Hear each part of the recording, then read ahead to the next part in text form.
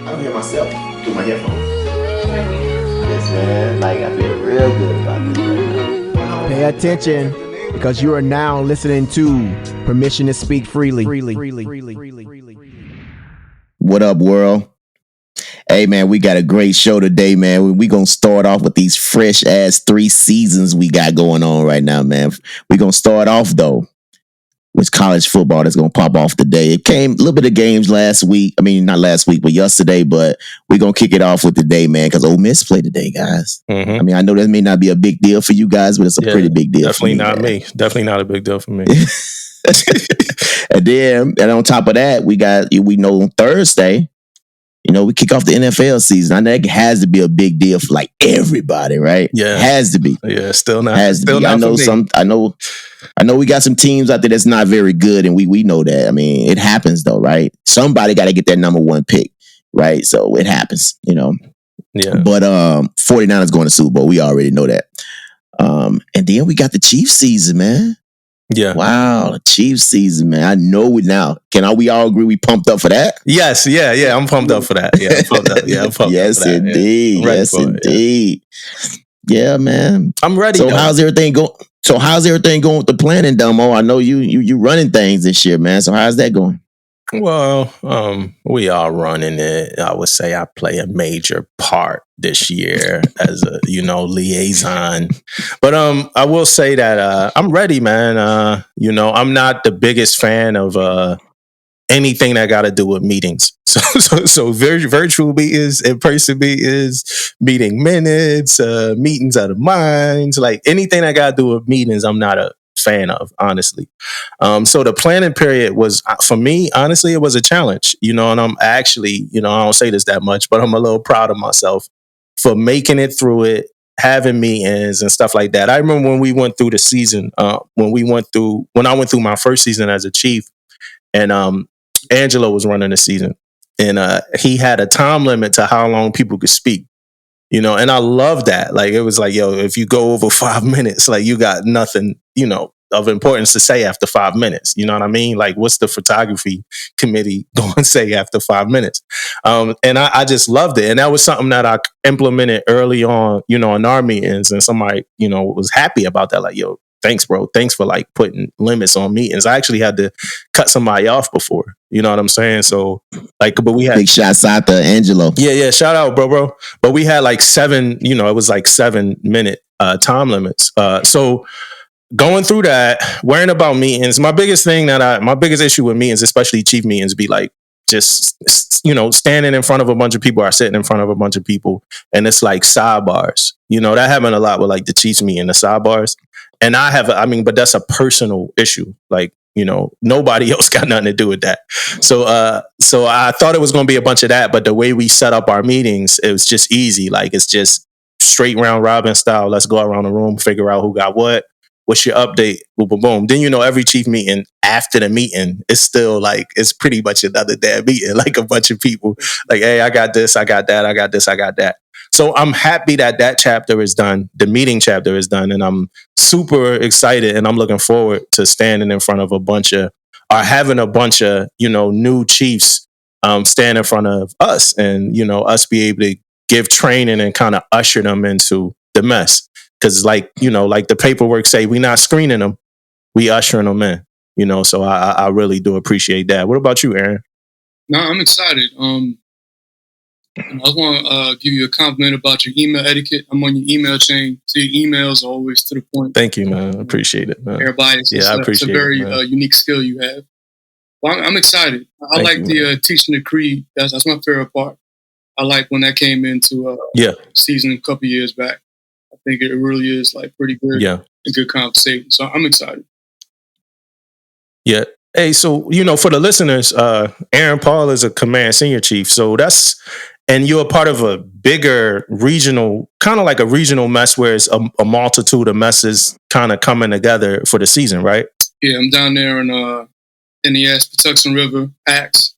So all the squadrons, we together and we all, join forces. We do our own individual things, but the main season is a collaborative effort with the entire wing. Yeah. So do y'all veer off at all ever, like just as a singular command, and do anything with y'all selects outside of the group? Yeah, this is my first time down there, so I'm kind of like learning as I go, right? But for what I've been told is, it's pretty much a collective, and each individual mess might have the 1-2 things they might want to stress with their new chief, but the main spirit is just everybody together, the whole wing pushing and ushering them in together. Yeah. Well, hey, I know a lot of people that's actually up for it this year too. I guess that's going to be a thing for the rest of the time. I'm in. I'm going to know mad people that's up for it. Or it's going to get to a time where I know nobody that's up for it. And I know people that's up for like Senior Chief, Master Chief, and things like that. But I want to take a moment to say, good luck. Good luck to everybody that's up for it. Good luck. Hopefully we hear your name next Tuesday. Most definitely, man. I know a lot of people up too. It's just crazy, man. On how many people have reached out, talking about everything leading up to this. So good luck to them out there, man. I was thinking about my favorite part too, man. When you guys just brought that up, man. I guess my favorite part has to be, man, like the first day when they would introduce themselves to the mess and how they look. And I want to throw this out real quick, man. Like Damo used to do this video thing with us, man. And from the day one of us videoing them, and then to the end when we video how much confidence they done got throughout that whole, 6 weeks or whatever, it was big time, man. Big time difference. So to see that difference, see that change, see that confidence grow in them guys and girls, man, was a big deal. So that's kind of like my favorite part, seeing the growth. Yeah, bro. I mean, and even further on, like I think it's nothing cooler than like when I'm talking to like some people that went through like a year or two after I went through, and I'm talking to them now and like seeing like who they, shout out to Brian Mello, who I was just talking to via text message, and just me and him just, going back and forth, him, he just ran the season last year. And I'm, running something this year. He like, hey, bro, like, good luck. This, that. He was doing the SEL thing. Like, Brian did a whole lot of shit already. Like, but he was doing like the SEL thing like a year ago or something. And I guess because I think he went to a command with like, pretty scarce. So, just still being able to keep up with people like that and knowing that they want to talk to me, and it ain't like when I went through the season, like you put me through so much that I never wanted to talk to you again. Like knowing that these guys, and I didn't do it because these guys went through, like him and Jesse, and some of those guys went through my first, year as a chief. So my approach to the season was a little different. My first season as a chief. So I was like more like a brother who had just been there, for those guys. Vice, but I still, we still got standards, still certain things that you got to see, but I was more like a kind of somebody that they could trust, like, and they could trust all the chiefs, but I was somebody that they could like come to, and I'd be like, no chaser, no game, no bullshit. This is what y'all need to do or whatever. I wasn't giving them secrets, hints, none of that stuff. You know what I mean? But I was helping them out. You know what I'm saying? These are my guys. Yeah, these are my guys, man. Yeah, I wasn't giving them nothing like that. So. What about y'all? Hey, Damo. What up? Hey, Damo, I want to tell you, man, like, so we just went out I didn't go because, to the Rafael Peralta, man, but they just had an inspection from my team. Yeah. That went out there, man, and they gave a shout out to Reyes, man. They came back and told me about Reyes. Was doing a good job, man. I was kind of had a little moment right there, man. Yeah, it's one of our guys right there. Yeah, Chief Reyes, man. It's crazy because he didn't really go through the season with us. Like he went through the season with somewhere else. But yeah, definitely he one of them guys anyway. So he one of those pushers, man. What's up? Are they underway or something, No, never mind. Bro, they just had something big happen. We'll talk later about it. Yeah. Never mind. Have Master Chief call me and hit me with this. I'm not the one you think I am, brother. I will take 20 years of the military and beat your ass. You understand me? I don't want Master Chief. I'm not the one you think I am, brother. Man. I will take 20 years of the military and beat your ass. You understand me? Yeah, I don't need Master Chief, me saying that about the shit, but Master Chief giving me that phone call, man. You know what I'm saying? Man. Oh, man. 20 years. 20 years of the military. What y'all think his rate was? What was his rate? What y'all think his rate was when he was at? Yeah, man. A CS. Yeah, man. I thought he was an STG or something, man. He had that stance, man. That. You know, CT, STG, one that stance. He walked out of there with, man. Yeah. You know, he just walk out of there, you know, I'm gonna say some shit for this motherfucker don't whoop my ass, man. That's what happened, man. Yeah, it is a CT, economics. Like, mine, serving eggs, and like, this is what we got. Eat it. He looked like he had 2 knee replacements. Hey, to me, man, he was out there saying, I'm finna whoop this motherfucker ass with my words. Yeah. If he find out the truth, if this young boy find out the truth, it's gonna be a problem. I could just tell because he ain't say his rate. He just said 20 years of the military and beat your ass. Oh man, yo. Hey, Aaron, I'm happy that you joined us today, man. I'm super happy that you joined us today. I appreciate it. I've been trying to get you on here for a while. Just because, man, I was talking to one of your sellers. They came by to get some parts. They actually got me out of a Chiefs meeting that was starting to get a little sticky. You know how sticky it get?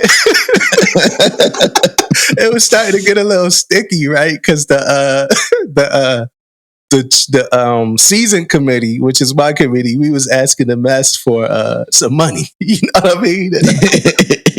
And CMC was in there, regional CMC, right? And he was like, he shut that shit down. You know what I mean? He was shutting it down, but he was radio, man. He ain't doing that.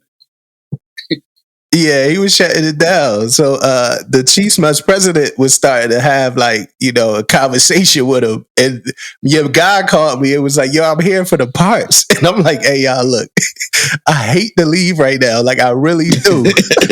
But I got to get up out of here, right? But, I'm talking to your guy, and he's like a pretty much a first class about to retire. So, I think,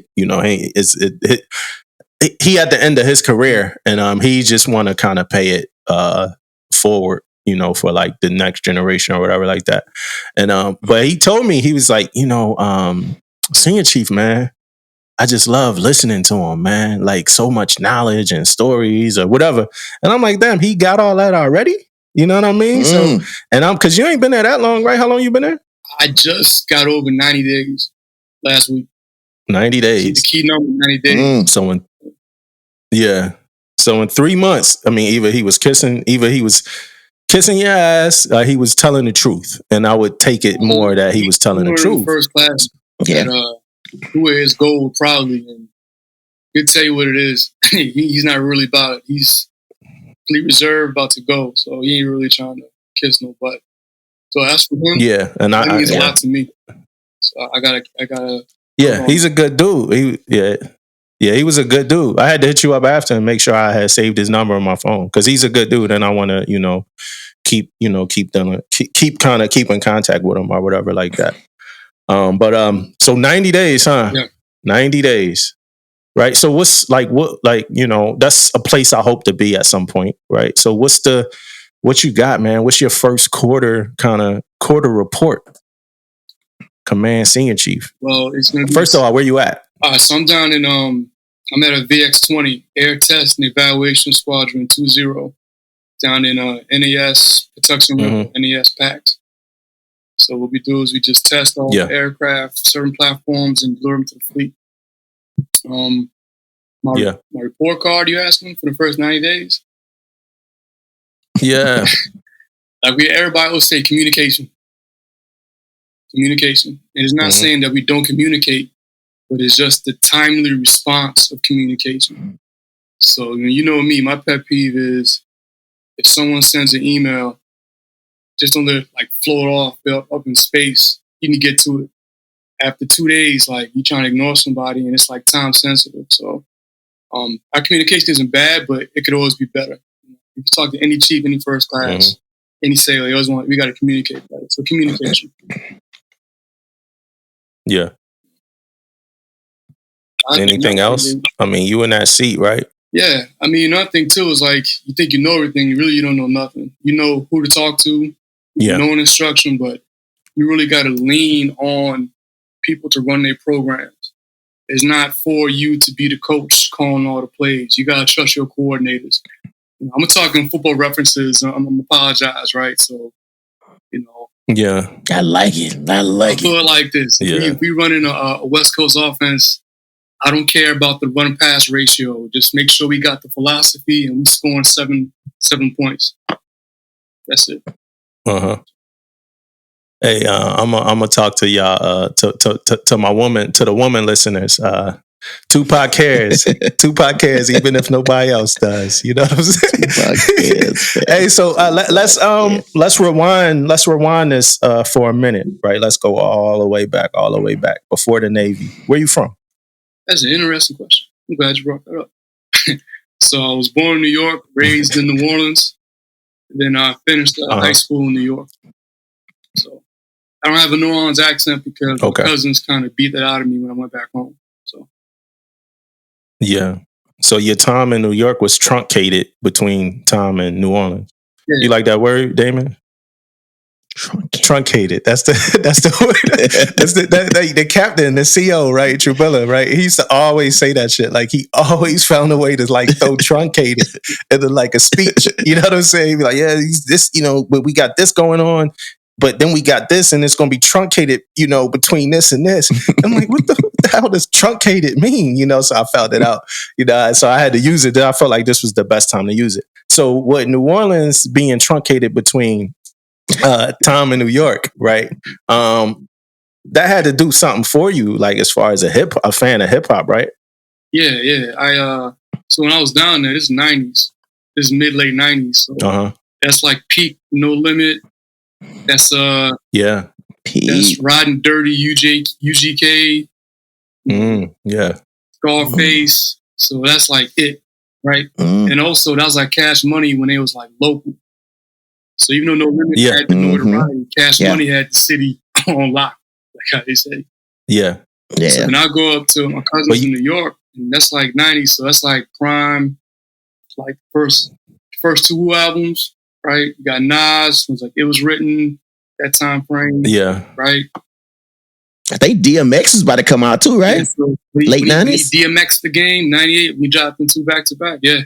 Yeah, 98, so I was just well-versed, man. I can go both ways and like advocate for both types, whether it's like, bounce, or boom back, I appreciate it both. Yeah. I didn't say no East Coast slander. I was like, nah, everything's good. Yeah, it took me a minute to appreciate No Limit.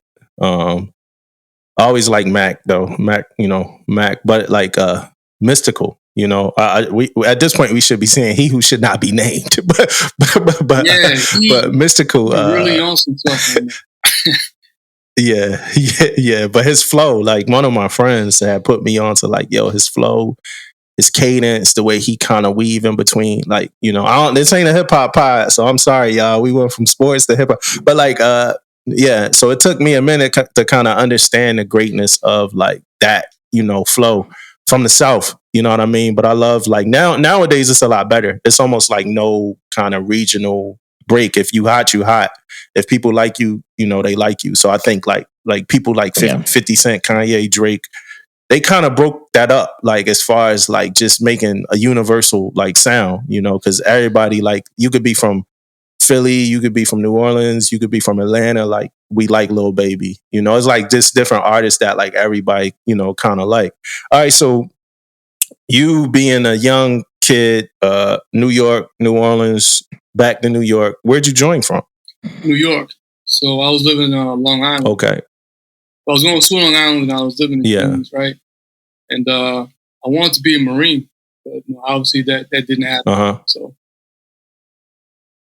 So what made you kind of realize that you wanted to have a career in the Navy? My mom told me to. Hey, mom, shouts out to mom. My mom how'd that go? How it went. Okay. Yeah, all right. So I came home one day from school and the Navy recruiter was there on my couch. And he was there in his Johnny Cash's. He had 360 waves, Hey, what's up, young buck? Let me talk to you. I'm like, hey, how you doing, sir? Manly. Looked at my mom, like, who this? She's like, go sit down. Yeah. All right, let me go hear this.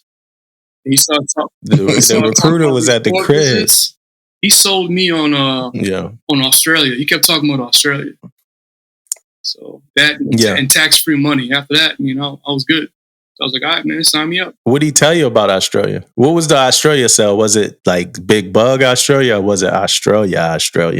So the Australia brief he gave me is different than when he gave my mother. He talked to my mom about the structure and the opportunity, the platform to start your adult life. What he told me was like, they give you a nice welcome in Australia. I was like, yeah, all right, I'm with that. Yeah. You been to Australia, Damon? And I went to like 4 parts of Australia, man. Brisbane, Melbourne, Sydney. Yeah. Freak, I've been all over Australia. You like it? Yeah, it's a pretty nice sport, man. Nothing beats Brazil. When I was a youngster. Yeah, of course, right? I haven't been to Brazil, though, man. I haven't been there. Yeah. Shit. The Navy goes to Brazil? Gotta be East Coast, though, right? East Coast. East Coast. I went there because I was on the call Vincent, and we was doing a homeboard shift. It was coming out the RCOH, the refueling complex overhaul, that midlife for the carrier was going around. So we got to hit all these South American ports. Hit Peru. Yeah. We hit Brazil. And Navy's smart. They went to Brazil a week after Carnival. They're not going to take a carrier to Carnival. Oh, no, crazy. We left a couple people there. Even still, Cat's like, yo, I ain't leaving, man. I love you. What? Yeah. That'd be crazy, man. Yeah. Brazil is as advertised. Okay. And I've seen those advertisements.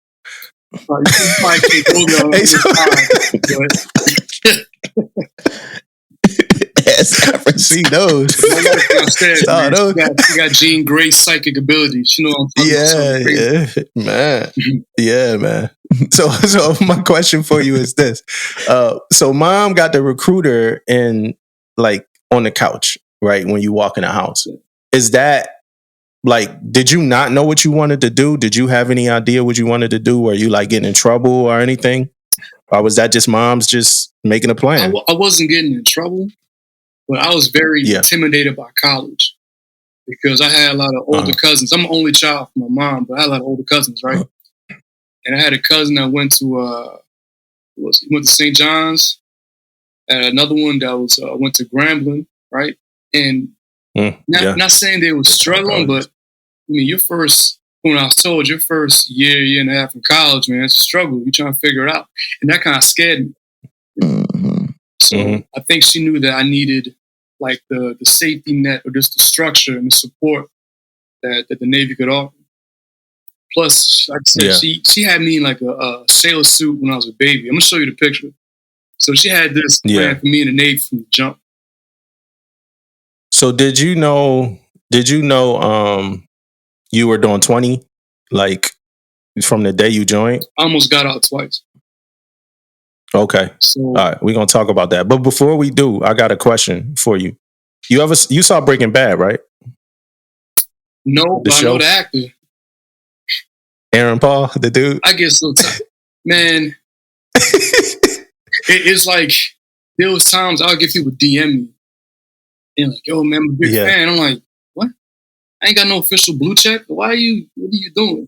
Yeah. that stupid Key and Peele about Aaron. I'm so tired of hearing that, man.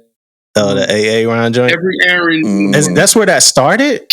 That's where that started, huh? Yeah. With Key and Peele, huh? Yeah. And when he was in the classroom and Aaron. And I ain't know I started there. Yeah. All right, so the first time that you were going to get out, why? Why was you going to get out? Well, let me see. I just felt I could do something else. I didn't know what it was, though. I didn't know what something else was. But so my first deployment was pre 9/11, and then 9/11 happened. And we was on a grind after that, right?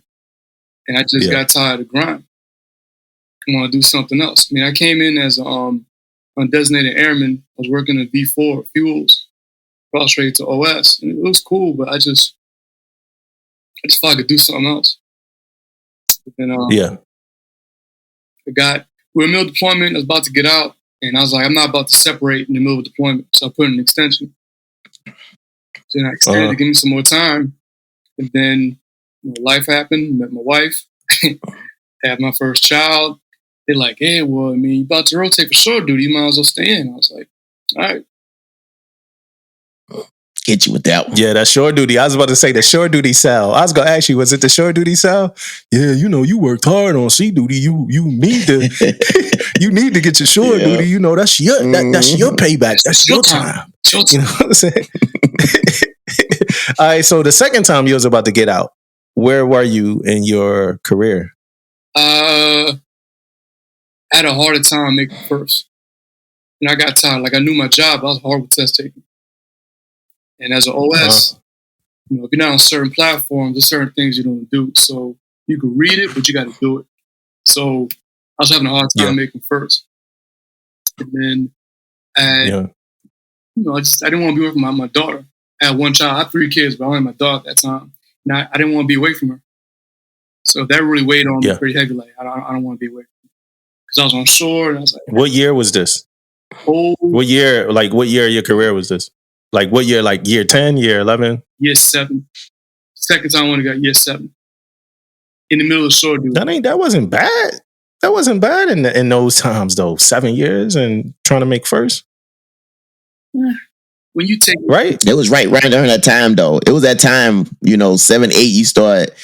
Because I think I made second in 2-3 years. So when you hit 7, man, you've been taking that test for second for a minute now. You know what I mean? 3 years is what, 6 times? Yo, a 5-year second is almost like a guide at a command, man. Like a 5-6 year second class. Oh yeah. Like what can't they get done, man? You're a man, then they are the woman. Yeah. So you was about to get out again. It's like, yo, I'm done. Like, this ain't it. I wanted to. My wife was like, nah, bro, you need to stay in so we can keep the support for us. And if you're going to separate, retire or get out, you got to make sure that you're on good footing. So. Yeah. So then after that moment, it never happened again. Because now you was at 23? How many years you at? I hit 22 years last week. All right, so you 22 years, right? Congrats. Yeah, so after year 7, it was 14 more years, pretty much. What did it for me, like y'all talked about how the second class was a guide. So when I went to the Carl Vinson, in the middle of the midlife in the yards, and a lot of the crew had never been out to sea. So it was me and a bunch of second classes that were all, fleet returnees. We all came to the ship. And the first classes let us rock. They was like, listen, we were taking care of stuff. You're empowered. Do your thing. Just be good second classes. We never got kicked out of the room in meetings like, yo, y'all run quarters, y'all do your thing. And when I saw the influence I was able to have a second class and really, be able to talk to the first class and chief and really guide people, that kind of really made me fall more in love with the Navy. Yeah. Hey, did y'all notice any differences before, any distinctual differences before and after 9/11? I think I don't know, man. I don't know if it's a real difference, man. I think it changed a lot, man. I think that the IA stuff changed a whole lot, man. Like you damn near couldn't hide from an IA. You could try all you want, man. But other than that, I don't know, man. When it comes to Navy and comes to what we do, I don't know if it changed as much. But you know what? I take that back, man. I do think a lot of people was getting out because of, when they got that post 9/11, you can get that money, you can get out and go to school and do all that stuff. So that could have changed a lot of things too. Yeah. What about you, man? Respect people have for your uniform. I didn't have so much time before 9/11, right? But a couple of times when I was going from A school or went home, you wear a uniform, people respect you, right? They look at you, okay. But after 9/11, when people say, thank you for your service, or you might have, it's more like respect and reverence for if you in the military. That's the biggest thing I've seen. Yeah. And it hasn't dropped off at all. I've seen that. Uniform, they really appreciate you and they really go out to let you know how much they thank you for your service. Yeah. So, when did you? Because right now you're a command senior chief, right? And that's a decision. So going command is a decision that, like, I believe going command is a decision that somebody makes at some point in their career that they want to go command. When did you make that decision, or did you fall into it? So I thought about it, right? Mentorship, like, Dean, my last CMC, 2 over, he always would kind of talk to me about it. And it was kind of like creeping in my evals, even though I didn't want it on there as far as recommendation, right? But, right when I got to 20, I was like, I'm going to retire. I was perfectly set up to retire offshore. That's when I was working with Wounded Warrior after I first met you. But when I got there, I wasn't satisfied, man. Like, I felt something was missing, So I looked at the program and it said that if you get accepted, you can't have more than 21 years when you get accepted. Yeah. So I was like, all right, you know what? Talk to my wife. We're like, you can put in one time. And if you get selected, that means it's your calling, and you go do it, and you continue your service and, talking to people and leading and mentoring. If not, that's fine. Retire. 2023, end of your contract. And so once I got selected, I was like, all right, kind of gave me a second life and want to go forward. Because if I was staying, I want to make sure I'm in the room talking to people and doing the right by people in the Navy. Yeah. I was just talking to one of my friends who's a civilian but was in the Navy, was a chief. And he was like kind of like measuring the prospect of me going command or whatever, like he was. He was like, damn, like you could be going command soon, right? And I'm like, yeah, And he looked, and I just know the look. This is my business partner too, but I know what that look is. Like he looked at me, he smiled. I'm like, damn, like because me and him we talk about our gripes, issues we got with like certain things, military stuff like that. I always tell him stuff, I got going on. But the smile he had just had the potential that I could be command, And it's crazy because I don't think the smile was for me, like and this is probably gonna sound cocky. But I don't think the smile was for me. I think the smile was for the potential that whatever the place is or whatever the state of the command or the state of the Navy is, like, I think he was smiling like, damn, because it's like, yo, one of us could get in here and do like some of the things that we always talked about doing. You know what I mean? And that means a lot to like people I know. You know what I'm saying? I come from and we won't talk about this that much, but I'll get into it a little bit. But I come from like me and a bunch of friends like me. You know what I mean? And like us being able to like redefine like certain things about just expectations of like a sailor from New Orleans, New York, Philly, like certain parts of these, different places and environments. I remember grabbing up like young mentees before they became my mentees from like Carolina, like places like that. Like, hey man, I'm gonna speak a little coded because I don't want to say it all right now. But like, hey man, like you need to do this like this. You need to do this like this. So it's like certain blueprints that we kind of followed. And it's things we talked about doing like that. Like I know after me, some of them, I know they gonna do it. Like I see it happening. You know what I'm saying? But I think for my friend to see like things me and him talked about and like actually see like, man, like you got, cause he like, yo, you gonna stay in longer or whatever. But it's like, yo, you have the potential to do some of these things that we talked about doing when we were E5s who hated everything, E4s, who had issues with everything or whatever like that. You can, and I don't want nobody ever like, I'm almost at 16 years or whatever, 15 years and some change. But I don't want nobody ever to lose like their like 2-year self. You know what I mean? Like even if you change, even if you grew, I don't want you to lose some of those things that you viewed as a problem, or things that you view could be improved. Because I think the longer you stay anywhere, your visual changes. Like you see different stuff. You talk to different people. Like I'm like my peer group now is a bunch of like chiefs. It's more chiefs than anything. So it's like different kind of conversations, and I just don't want nobody to forget about that 2-year self. Because you're going to forget about some of the things that you could do when you become your 22-year self. You know what I'm saying? You're just going to get in a seat and get like super duper comfortable when there's some shit out there that you could change. That's so, right. You smiling. I see you smiling and stuff. I mean, because I think your friend, like when I was thinking about putting in for command, you talk to your family, you talk to mentorship, and you talk to your friends. And I think a lot of times the reaction from your friends will tell you if you should do it or not. If you say, yeah, I'm thinking about going command, you got somebody be like, yeah, all right, man. Right? Yeah. Or if you got somebody who's like, yeah, man, they might be overt and be like, yo, man, you need to do that. That's good for people, good for the nation. Yeah. And I think your friend, that's a vote of confidence, right? Yeah. You talked about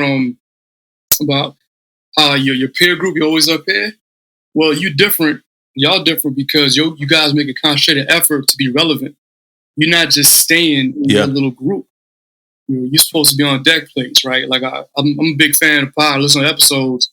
Plenty of times I hear Damon saying, he talked to a sailor and they staying in now. Oh yeah. It's every episode, yeah. He like an SEC college recruiter. He getting all the blue chip talent. Yeah, it's every episode, right? Yeah. But that's what he's supposed to do. He's supposed to stay relevant and keep talking to people. And I think that's needed as a SEL, senior chief, period, or someone who's in command. I gotta talk about this command senior chief program real quick, man, because I put it in last year. But I don't want to talk about that. Only thing I want to talk about real quick, I gotta do better. I know we got that segment come in. It's talking about the command senior chief waivers, right? And I think we need to do better. And when I say do better, I mean do better as into like, don't be trying to dangle it out there for me. I feel like they dangling this waiver out there for me, man. You know what I mean? Like, because like, look, last year I had to put a waiver in, even put in for the program, right? So I think it was like 22 years and then they put a waiver in for 23 years or some shit like that. Yeah. So I put the waiver in. So this year it's 23 years with a waiver of 24. Right. So I get all these hits up email. Hey, bro, they got one more year now, man. You can put in for it again. Like they dangling that carrot for me, man. You know what I mean? So leave me alone, man. Just tell them. I feel like they're messing with me, man. So I haven't ruled it out. Yeah.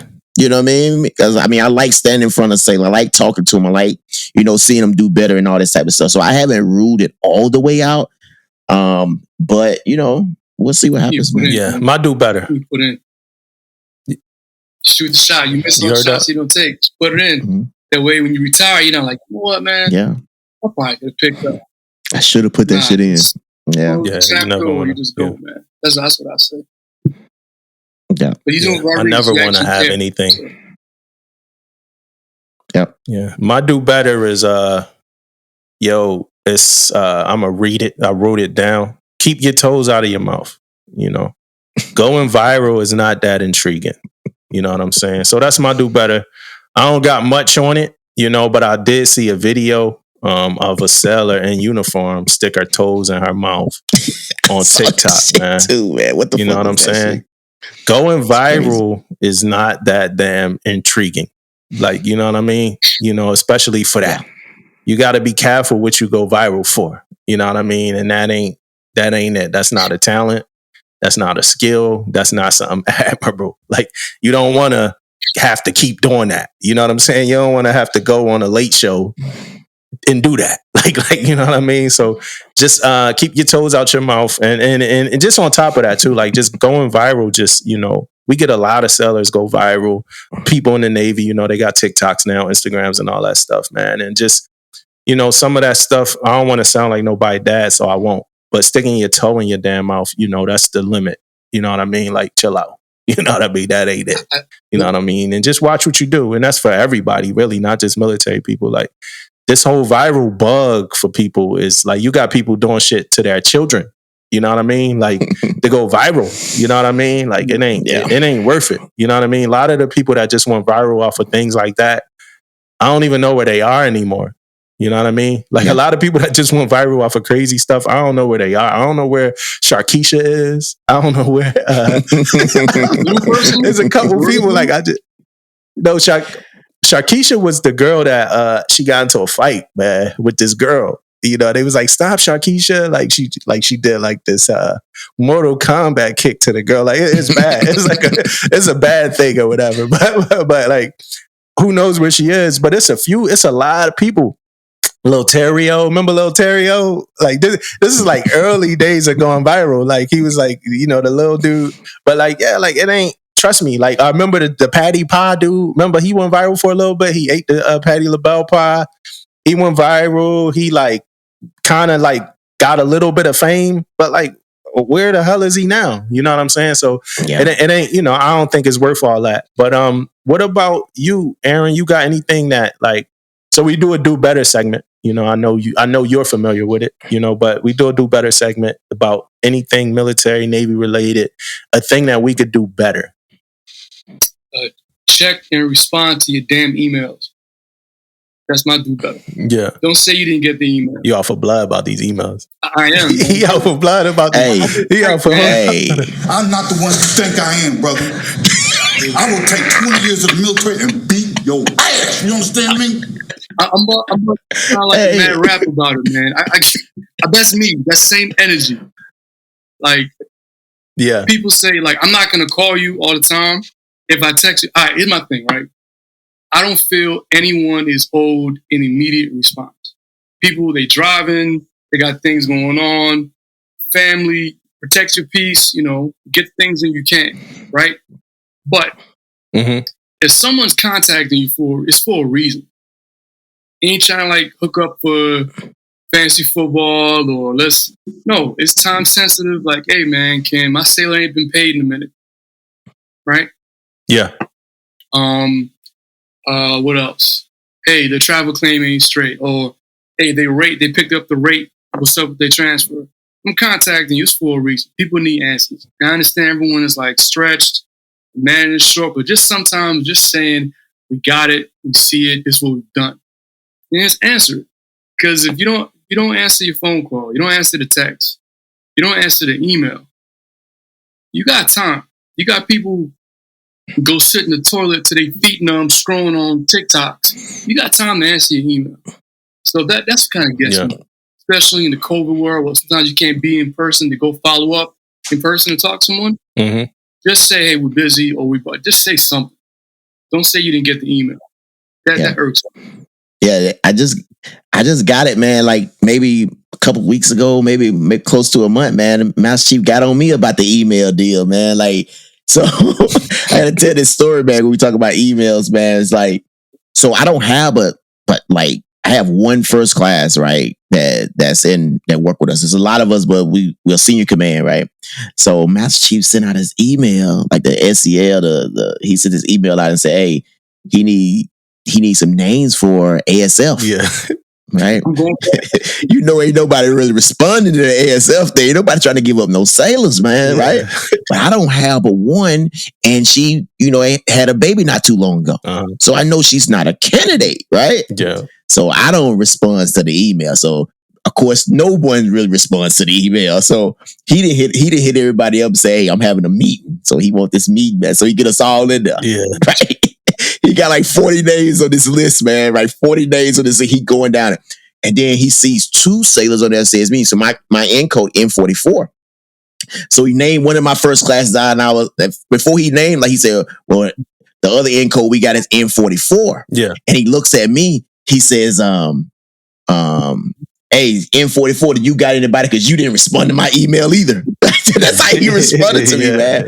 And, right? And I'm like, well, I don't have anybody. I said I got the young lady that's pregnant, right? That's just had the baby. Then he said, well, what about this end code? I mean, he said, what about this sailor? You know, LCA1. And I said she's a chief. Right. And then he had nothing, bro. He like, that was it. Yeah. He really wanted to go in on me. But when he found out I didn't have nobody, you know, he kind of backed off. He really wanted to go in on me, though, man. Yeah. But then I apologize because, you know, it makes sense, though. Right. All I had to do is say, hey, you know, I don't have nobody or whatever the case may be. That would have ended the whole thing. But yeah, I didn't say that, but he was ready for me, man. I can't. Yeah, he's about to put 20 years in the Navy in your ass. Yeah, he was. Yeah, he was, man. Can I ask y'all a question? What's your opinion on read receipts on emails? Damon could go first. Well, man, I don't do it, though. I don't do it. But I mean, I think I think when you get to a certain, I think if I was in your shoes, man, and I was a command guy, I probably have that on there though, man. I probably sitting out with that to see who reading the emails. Man, that's a man. I might start doing that, man. I ain't gonna lie to you. Why I do it sometimes, not all the time. All right. So, my you want my answer before your story? No, please, yeah, please. Or you want to? Right. My answer is it depend on the content. So, like if the CMC is emailing the Chiefs mess about like an event that like is warranted a response, then yeah, I think a read receipt should be on there. If you sending maybe even if you sending like, for instance, like my job on my ADCO, so I got to send reports to like CNIC, for instance. Maybe I should add read receipts to those too, just so I could know when CNIC received, my email. But my mustard PO, what up, IS3? I think sometimes she listens to the pod. But my mustard PO, she emails the mustard to the admin, like big admin, and like she just added read receipts to her email, and I like she's been empowered and doing like the greatest job ever as a mustard PO, right? But like recently these read receipts threw me off, so I had to go find the like 101, like, hey, you added like read receipts to these shits now, like you know what I'm saying? like sometimes I like trust her, you know what I mean? But so she just added read receipts, like so emails like that. I don't necessarily think they need the read receipt, because that's like now everybody that open up this muster, they got a read receipt. But yeah, something like CMC, like I said earlier, like yeah, read receipts. So it depends. Well, I was like her. I was a second class, but I was the departmental career counselor. And yeah, we kept getting hit up for CDBs. When I took over the program, we had a whole bunch of the dink CDBs, right? So I'll put out the invite to the LPO, LCPO, Divo, chief, mentor, whatever, right? Come time for a lot of CDBs, certain people wasn't showing up. And I was told by the actual command career council, like, hey, you don't do the career council, you don't do the CDB without the people there. So I was like, all right, I have to reschedule. I kept on getting hit up. So eventually I was like, hey, the chief, I was like, hey, chief, you haven't showed to these CDBs. And he had this convenient amnesia. He's like, I didn't get the email. I was like, okay. So eventually I started, I didn't do the read receipt. I did the confirmation, the joint where you can see it hit the inbox. That's what I was doing. Yeah. Right? So another CDB comes up. He didn't show. I said, forget this dude. He did the CDB. I took the notes. I forwarded him the minutes, like, hey, we covered this with the sailor. The mentor said this. Divo said this. And just so he could follow up with that sailor to give, the input. He came on me fired up, like, a beat though. Right? He's like, He's ready. Who do you think you are? I was like, Chief, I sent it to you multiple times. No, you didn't. I was like, time one. Hit with that said receipt. Obviously, it's not important to you. He just, right. I'll down the hill.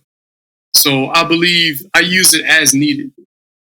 I'll make sure it hits the inbox. Most definitely. Right? But if you a-hole, you a jerk, I'm gonna put it in your face. Like, hey, you're gonna see this. So it's kind of like the email warfare specialty. You got to have that sometimes. Yeah, because you don't want to like but you got to protect yourself. If you're a young sailor, in my opinion, and you want to show your chief, like, hey, chief, or your LPO, hey, I'm doing my part to communicate. That's what I believe. Certain things, like you said, it's just too important to be left dangling or waiting for these delayed responses. Yeah, that's good. One good thing, one of the good things, and I hope all the young sailors got out of that, is that when you go in and you ready to go in on any senior person, you was ready. What, you ain't coming there just talking and running your mouth. You know what I'm saying? You are ready, and you got stuff to back what you talking about up. So that's real good, man. And we make mistakes too. We human also, right? At the same time. So I think a lot of junior sailors sometimes feel like, oh, I can't say nothing to chief or senior chief or master chief or nothing like that. But no, you can talk long as you know what the hell you're talking about. Long as you come to them correct and you got your shit in order. Say what you got to say. Yeah, I encourage that at this point of my life. You know what I mean? But like you said, like if it's not in order, we're gonna have strong problems. You know, but that's like but that's up and down. That's up and down the chain, bro. And that's from me being an E1. And my friend was talking to me because I was telling him, I was like, yo, a lot of things about, the military changing or whatever. And he was like, man, when I was a junior seller, I used to get it junior sellers' asses. My peers. I used to get in my peers' asses and hurt their feelings when I was a junior seller. He was like, so yeah, you might be right. Like if he was like, because I know it probably wouldn't have changed the higher I, went up the chain or whatever like that. I'm like, yeah. I was like, because things change. Because when we sat with Amari Ponciano, and he was like, hey, and this shit made an impact on me. But he was like, you used to have to adjust to your leadership. He was like, now your leadership, has to adjust to you or whatever. I think that's true. Like 100% true or whatever. People could fight against it. They could say things against it, but I think that's true. Like you got to acquiesce or whatever. I think in some ways it's important, especially when it comes to culture of almost everything else. But I think in some ways, the older people still got to be able to like be a part of the DNA. You know what I mean? Of anything, you still need your older people to be a part of the DNA because they got experience and like everything just goes around. No matter how much things evolve, like the circumstances are normally the same. You know what I mean? Like we've been through war back in the 1700s and we're going to go through war again. It's going to be a different kind of war, but it's still war. It's still humans, whatever, doing all that stuff. But so that's my take on that. But I got a question for you, Aaron.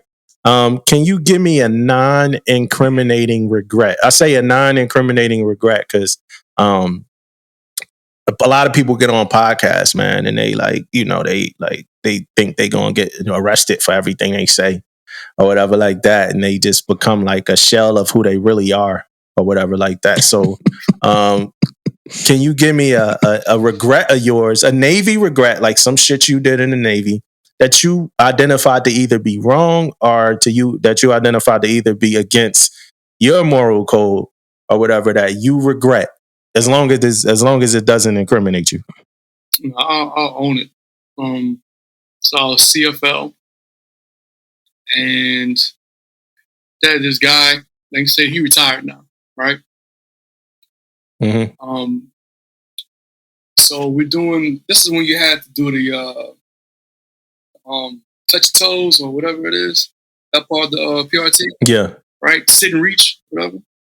He about to retire. Mm-hmm. Sit and reach, yeah. He one of them like bigger, husky, old line looking type dudes, right? He could run, he could do everything. He passed, right? But it was like his last PRT to get out of the Navy before he retired. His first time. And he really was not able to touch his feet. Mm-hmm. I don't believe in cheating at all, but he was kind of struggle busting to do it.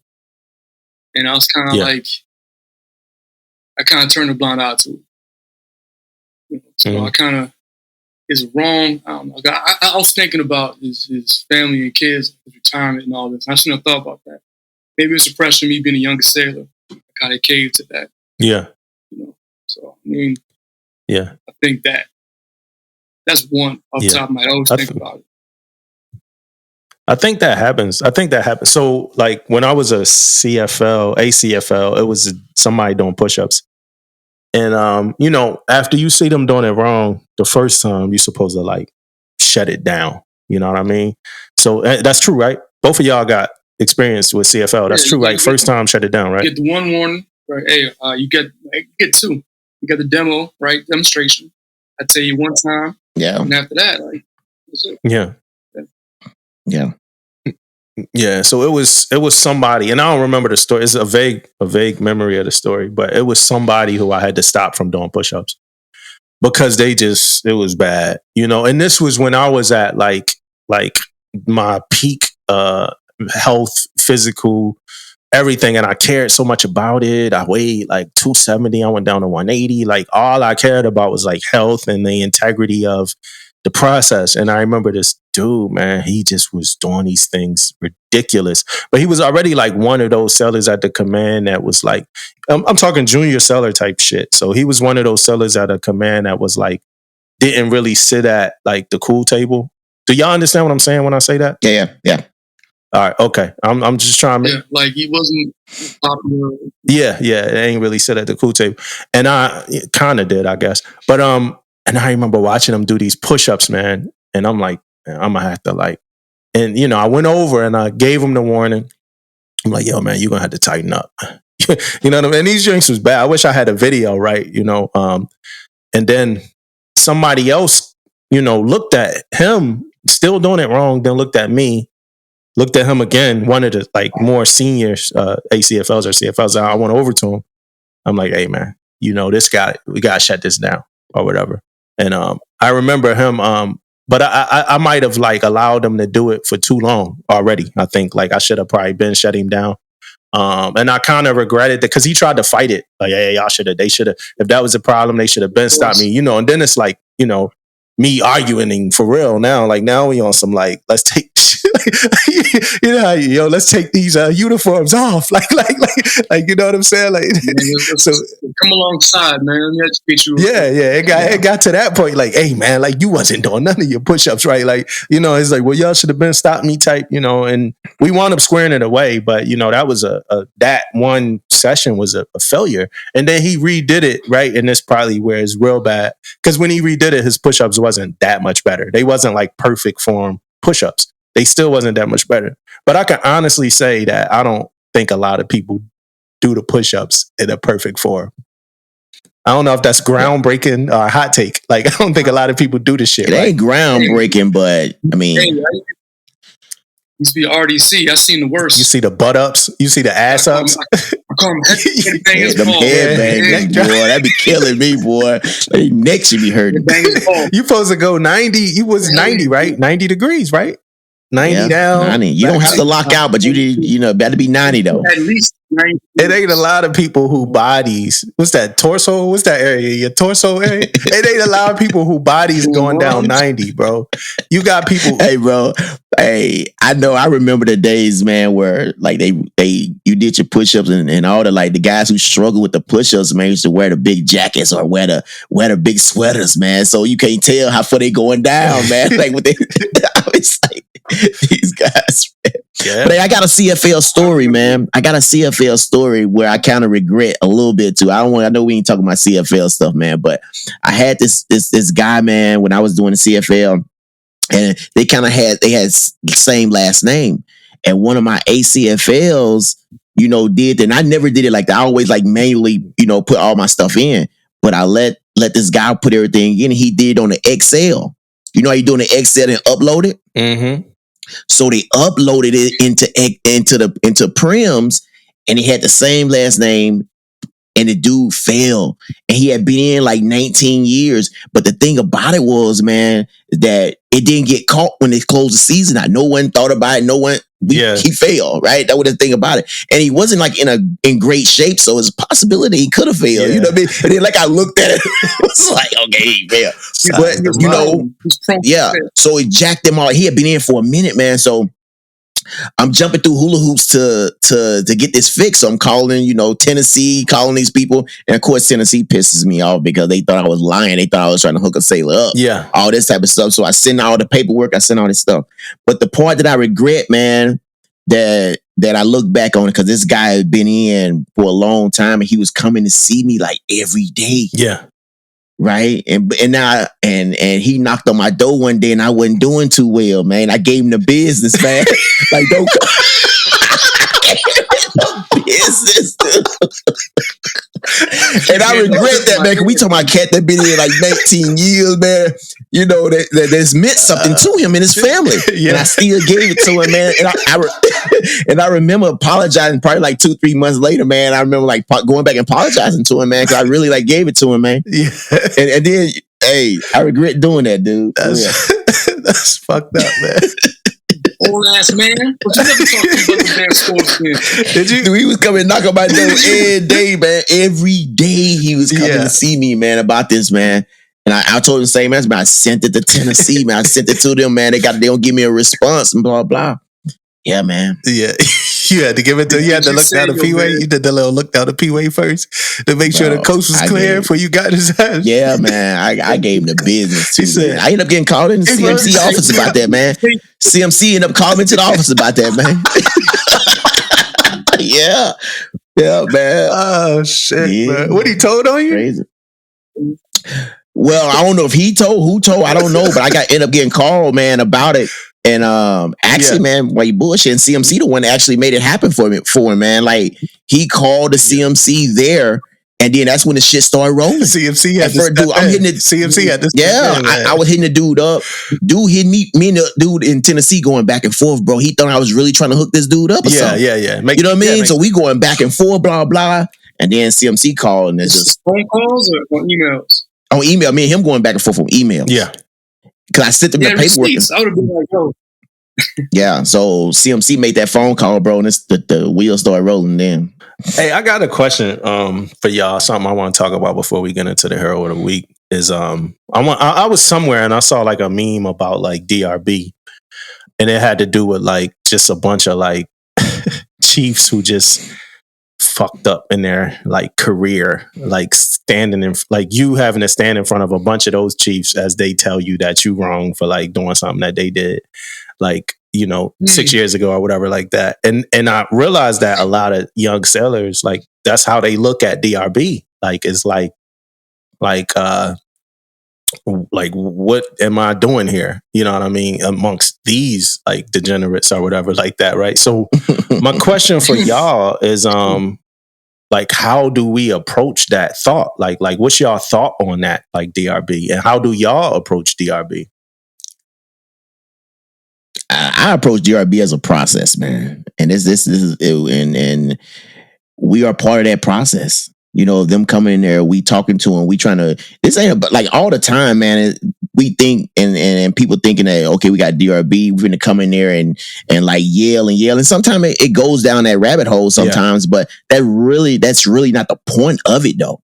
The point of it, we're just trying to find out what happened. Yeah. And that's kind of how we started out. Tell us the story on what happens, right? When you start getting the yelling and start getting crazy like that, it's because the story start getting altered.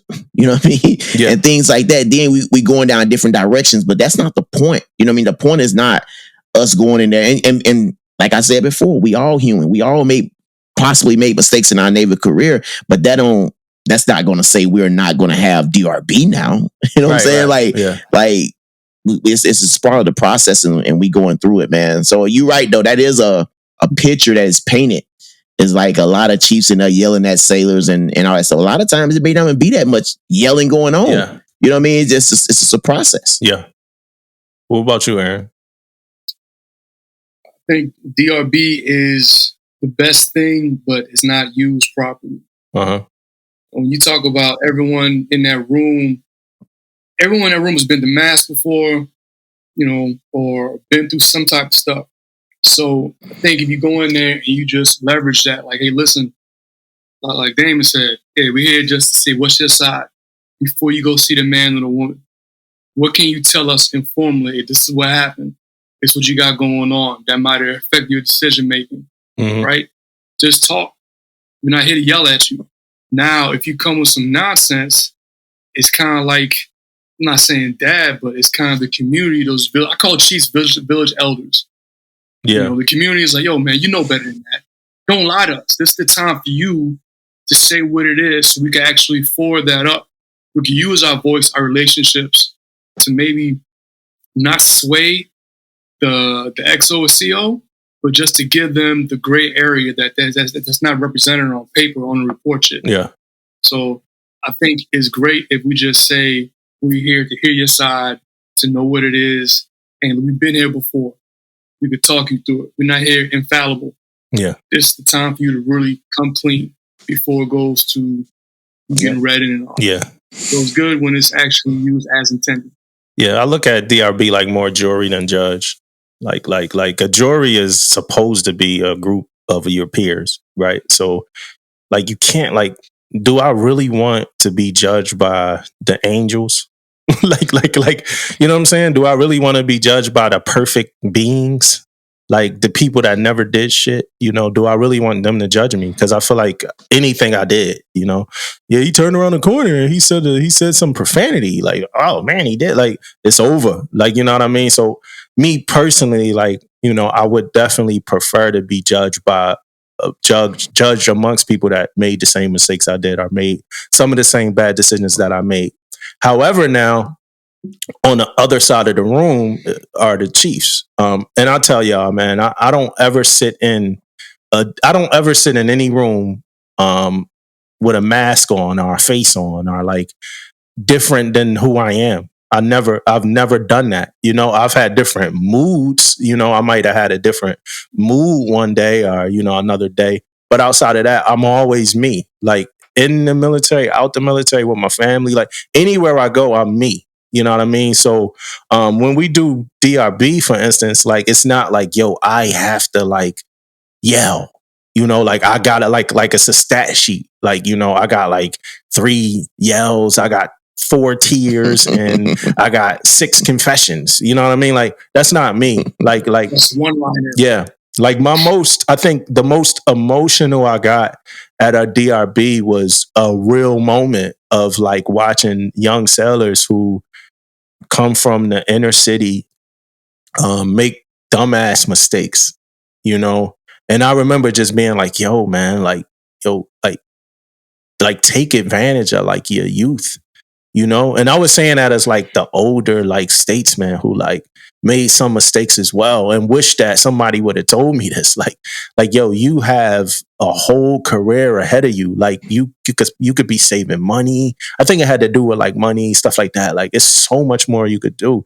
But, and then I'll even circle back like after DRB, find a seller. Like, yo, man, like you understand what, you know, everybody was in there saying, you know what I mean? And, you know, I think in those conversations, they a little bit more intimate and sometimes they're a little bit more effective because, you know, at most DRBs, you're going to have somebody that's like, in my thoughts, like from the mess, that's like kind of like out of touch where you thinking like, what are they saying this?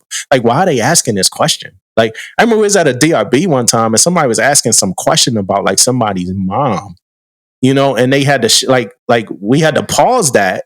And like one of the chiefs had to be like, yo, why are you asking about this person's mother? You know what I mean? And it was just out of I know some days they do it, but this one was just out of context, like period. You know what I'm saying? So I never want to go in like that.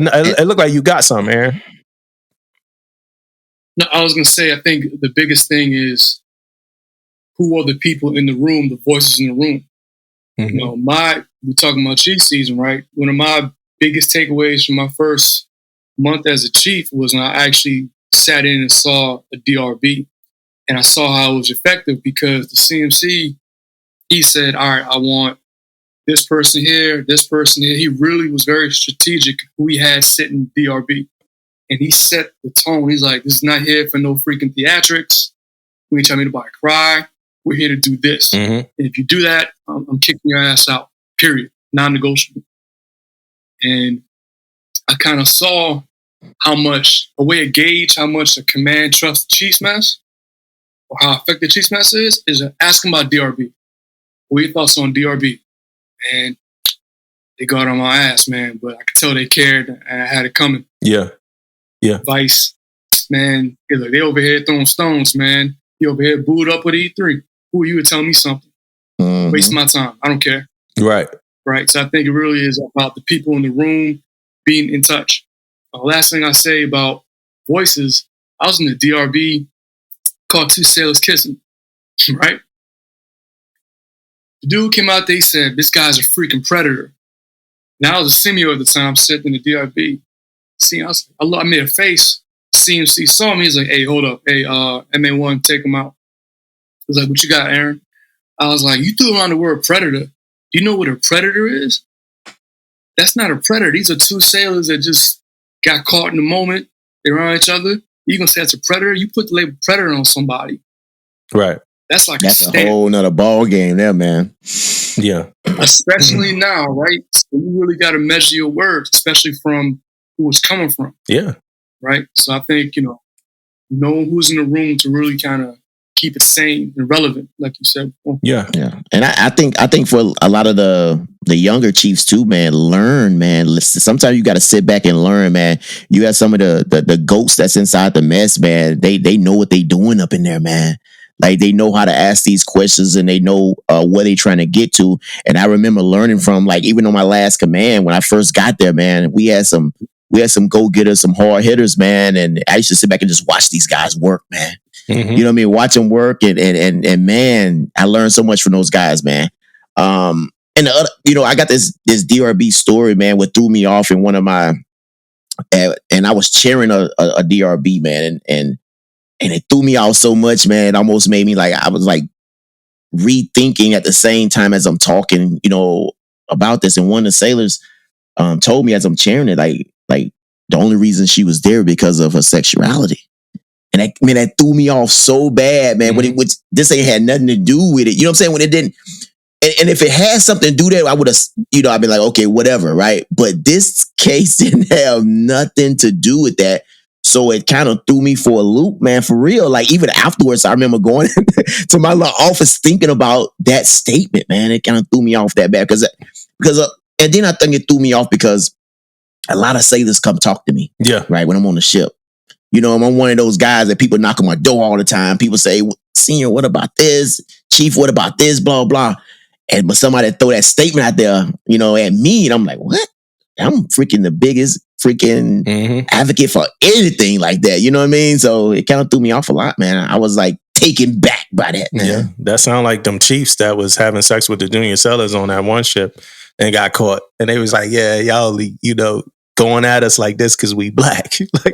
like nah, nah, bro. It ain't because you black. It's because y'all got y'all got a sugar shack. Y'all got a hotel room and y'all passing the keys back and forth, bro, Brody. That ain't it, man. But yeah, raise boom boom. And then for the DRB also, so the Chiefs, right? We got the power. We are empowered to what we could drop it, right? If we could drop it at our level if we want, right? And it sound like suggest EMR. The recommendation. Yeah, we could recommend to drop it, but it's like we're not passing out. It's the CO that's giving out 45, and the CO is the judge, right? I really think that.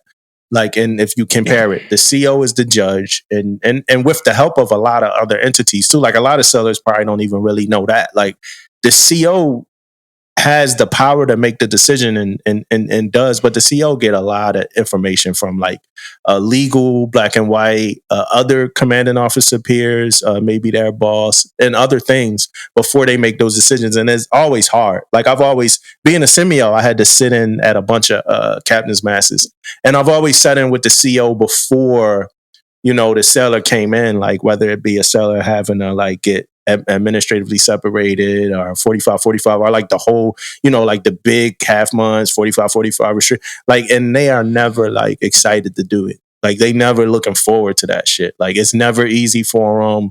I've seen 2 sellers get separated, and that was very hard for that, for that captain, no lie.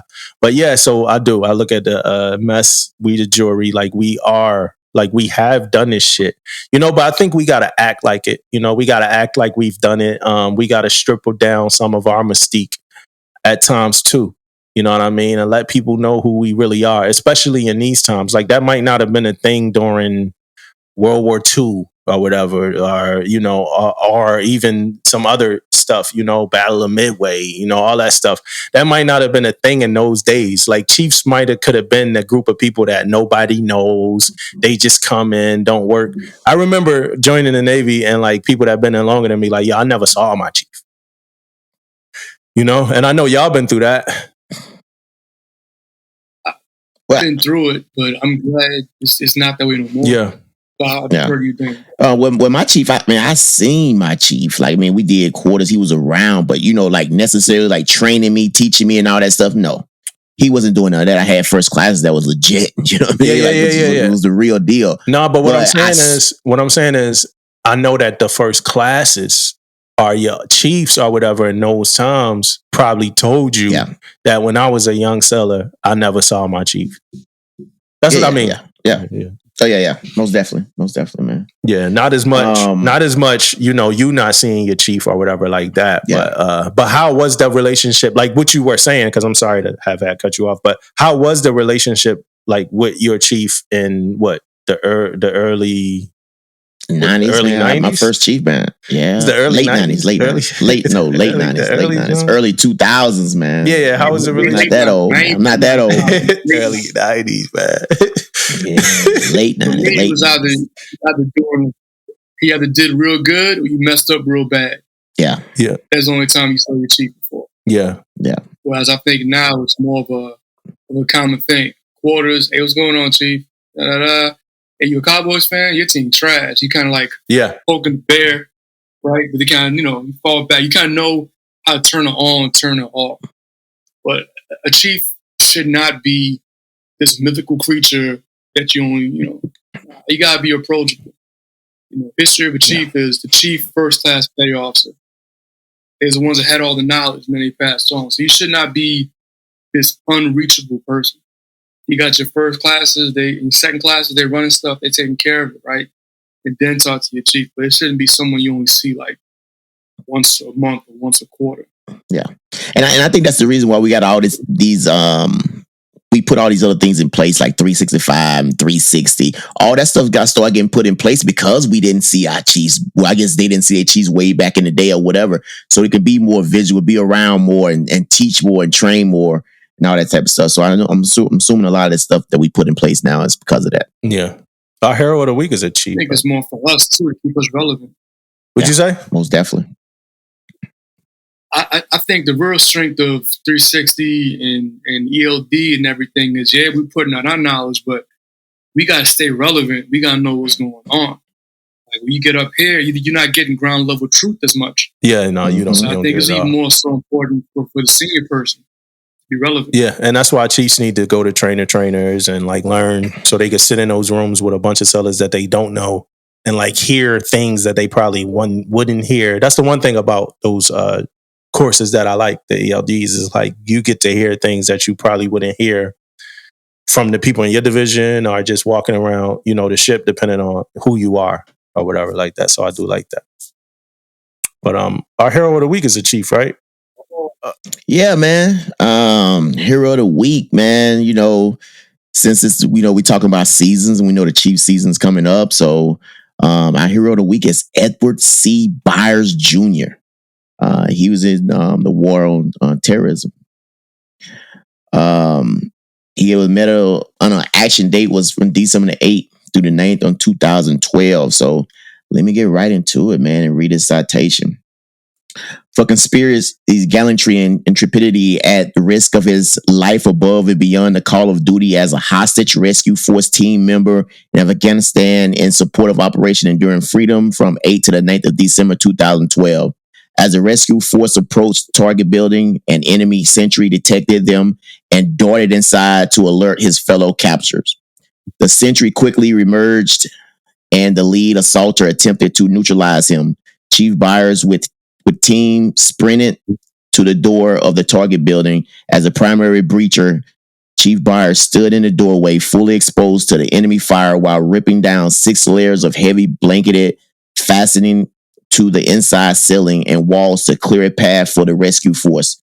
The first assaulter pushed his way through the blankets and mortally wounded by enemy small arms fire from within. Chief Byers, completely aware of imminent threat, fearlessly rushed into the room and engaged an enemy guard aiming an AK-47 at him. He then tackled another adult male who had darted towards the corner of the room. During an ensuing hand-to-hand struggle, Chief Byers confirmed the man was not an hostage and engaged him. As other rescue team members called out the hostage, Chief Byers heard a voice respond in English and raced toward it. He jumped on top of the American hostage and shielded him from high volume of fire within the small room. While covering the hostage with his body, Chief Byers... Can you guys hear me? Yeah. Okay. While covering his hostage with the body, Chief Byers mobilized another guard with his bare hands and restrained the guard until the teammate could eliminate him. His bold and decisive actions under fire saved the lives of the hostage and several of his teammates. By their undaunted courage, intrepid fighting spirit, and unwavering devotion to duty in the face of near certain death, Chief Petty Officer Byers reflected great credit upon himself and upheld the highest tradition of United States Naval Service. Man, I heard some in the background when I was reading that just then. So, during the season, man, so I wanted to give a shout out to a chief and no one better than Chief Byers, man. Again, these guys put their lives on the line when they was over there in Afghanistan. He's one of them, man. One of the great heroes. He's now, I see it here. It says rank now. His highest rank was a Master Chief. So yeah, big shots out to him, man. Yeah. He's still in the area. I think he lives in the area I live in, and he's still doing the work. He's still, doing a lot of work. It's funny. Fun fact: I actually reached out to him because I wanted to do like a more intimate Hero of the Week segment with the actual person because he's alive, and we don't get that a lot when it comes to Medal of Honor recipients. But I reached out to him, no response. But hopefully one of these days we do get to talk to him and actually, see how he felt, during the actions and stuff like that. So, but when you hear those type of things, Aaron, like when you hear those kind of like things that people did, like what comes to mind?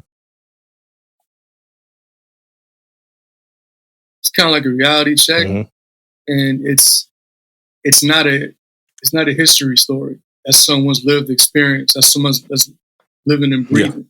Yeah. So, I remember when you talked to, forgot the Master Chief from the Cole, right? That was big to me. That's someone's lived experience. So it kind of brings it home more personal. It's not a history story. It's just someone's lived experience. Yeah, doing our time too. Yeah, doing our time. Yeah, man. It's a just speaking about SEALs. Well, I don't know if any of y'all saw the developing story about a SEAL who recently died right after Hell Week. He died like immediately after Hell Week.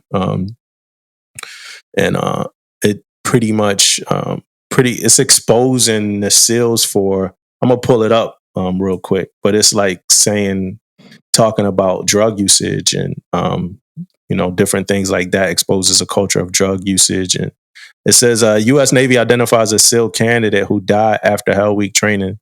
Kyle Mullen, 24, from New Jersey, died in a hospital on Friday in California, while second sailor is in a hospital in stable condition. So it's I'm not going to get into it too much because, like I said, it's a developing story. But his mom is going real hard, but it's a whole lot to do with just talking about like performance enhancement drugs and things like that, like helping these sailors get through Hell Week. And I think it's going to be a bigger investigation. So that's all I know. I don't know. Have y'all heard anything about this yet? Well, I read a little bit about it, man. And what I heard was I heard two different stories, man. One of my story I heard is about something that happened during the swim. And now I'm hearing it was like after Hell Week. So I'm not sure if I'm getting conflicted stories or not. And then I heard something about, of course, about the drugs and stuff too. So yeah, they saying they found drugs in the car. They saying he had an issue. He should have got medical treatment, stuff like that. Didn't happen. Like it was like he just got through Hell Week and like people just didn't care. It's a whole lot of stuff, and I don't want to report about it wrong. But it's just a whole lot of information, like you said, because it's a developing story. But it's just, it's crazy. Have you heard about that, Aaron, at all? Nah, I haven't. I'm first hearing about it. Anytime I hear about training exercises and investigations, I kind of, my last command, we lost someone recently through training. It's investigation, and it's like, I won't go further, but I just, my eyes kind of peak up. I hear about investigation after training accidents. Yeah. You know what puts me in that? You know what does that for me? Like what make my eyes peak up though? Like I didn't notice it, but this is not Navy related, but Serena, right? She just recently announced her retirement, and she just pretty much played what's likely to be her last game, right? She played it already. But just watching that and like, man, I can't help it. But I thought about Kobe. Like, because we saw Kobe, like the people that we lived, like, well, that I, like my age, we lived to see start and finish their careers. And I hope for a great, let me just say this, Serena Williams is the GOAT. You know what I'm saying? And I hope for a great second life for her. She's another one that's been doing it since an early young age. And I just hope for a great second life for her and a great next chapter for whatever she goes on to do after this. But I just, man, for some reason, I just could not help but think about like how we lost Kobe right after he gave up on his first chapter. You know what I'm saying? Yeah, man. I want to throw a little shot at the Serena Williams also, man, because I was watching it yesterday, man. I was rooting for Serena to get to the next round and to win it and do all this stuff. But I tell you this, man, the excitement, and I'm gonna watch this from home. And you see Tiger Woods when Tiger Woods plays golf, man, and how many people out there following him every time he step on the golf course, knowing he may not even win. It doesn't even matter. They want to see that excitement from. That's what I saw yesterday, man, from Serena. And I know Serena brings big crowds every time, but if you guys didn't see yesterday, man, everybody out there, man, she's like she was in an arena, man. Like it was crazy out there, man, because they know that any day could be possibly her last, time, man. It was big, it was huge, man. It was motivational, all that in one. And you're right. She started this journey when she was like 13, I think. You know what I mean? Bro. When she actually came out and we started knowing about her, man. And now she retired. So it's a big deal, man. Big shouts out to Serena, man. Her whole family, that's what they've been doing. Their whole, life, even Venus, all of them. That's what they've been about, ever since we know them anyway. I thought two things. Talking about tennis. With Venus, you said Venus. I was very impressed. I know Serena, she gave a lot of, she took a lot of time out to thank her sister for supporting her. And like, even though Venus has her own career, got the grades like Wimbledon champion, she's never like taken away from her little sister's life. Yeah. And I think that's ever, bro. That's good. Right? The amount of time they headed up and Serena has won more. I think that's huge. Yeah. And then you talking about with Kobe, it's like these athletes, these people, they have so much more to give once they hang up their jersey, their cleats. So I was thinking about Arthur Ashe. And there's a good documentary about him on HBO Max. And his biggest contribution was when he stopped playing. His activism and everything like that. So like Kareem Abdul-Jabbar as well. So, I'm excited. I hope that she's able to really branch off and do everything. Like what you want to see for Kobe. That was the biggest thing for Kobe for me. I know he has so much more to give to the world. Yeah, man. There's a lot of those people. Besides the impact of the sport. And it's a lot of those people that it's like hyper focused, and they like for like the whole life they were only able to really hyper focus those things into like one thing. It's like, then what happens when we talked about Harriet Tubman a few weeks ago, and it's like, what happens when we put this person in this arena? Like, how did they do it? I'm gonna talk about Steve Jobs a little later because I read his book, but it's like, all right, let's throw Steve Jobs in the animated movie arena. What's going to happen here? Oh, he's going to change it forever. Let's put Steve Jobs in the music arena. What happens when he get around all these music people? Oh, he's going to change the way we listen to music forever. You know what I'm saying? All right, let's give him phones. Let's see what he does with phones. Oh, he's going to change how we use phones forever. You know what I mean? So like I like that when you get to these people that's hype. Oh, I got so much. I got so much fanboying to do about Steve Jobs later. It don't make no damn sense or whatever like that. But not to take no light away from Serena. Great career. Looking forward to what you do next. Another always a rest in peace to Kobe. Whenever I think about Kobe, I think about Nipsey. So that's another one that I want to throw a rest in peace to, and another one that I believe we lost a whole lot when we lost him, because we lost a whole lot of potential of what he was going to do next. Like, what was he going to do? And stuff like that. Yep. Yeah. Yeah, man. On little bit of a lighter note, man. I saw this question that was posted on My Navy HR, man, and it asked about like PRDs. Asked about PRDs, man, and asked about it's kind of like funny though. I mean, to me, I thought it was kind of funny because of one of the answers on there. Is that it said what would happen if you deploy, right, and your PRD is up, you transferring doing when you deploy. And one of the answers was it was a sailor's preference. And that made me laugh, man. Like I was laughing about that because trust me, it ain't gonna be the sailor's preference on what he want to do, because the sailor's preference is not getting on the deploying period from transferring. That'd be my preference. I know that. Yeah, I actually tried. You know what I mean? Yeah. So I know it's not gonna be my preference. So, and with that being said, the only thing I had to really say about that. That's what we need to be honest with people, man. Yeah, like honest with these sailors. You know what I mean? The expectations. Don't try to feed into, it'll be your choice. No, I'm telling you right now.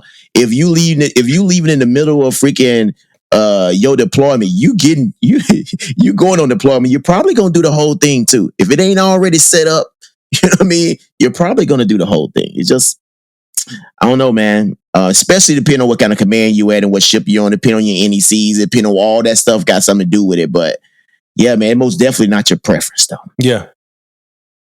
So about that, like, what do you think is anything that should stop a sailor from being able to go home for their baby being born? Ooh, that's tough, bro.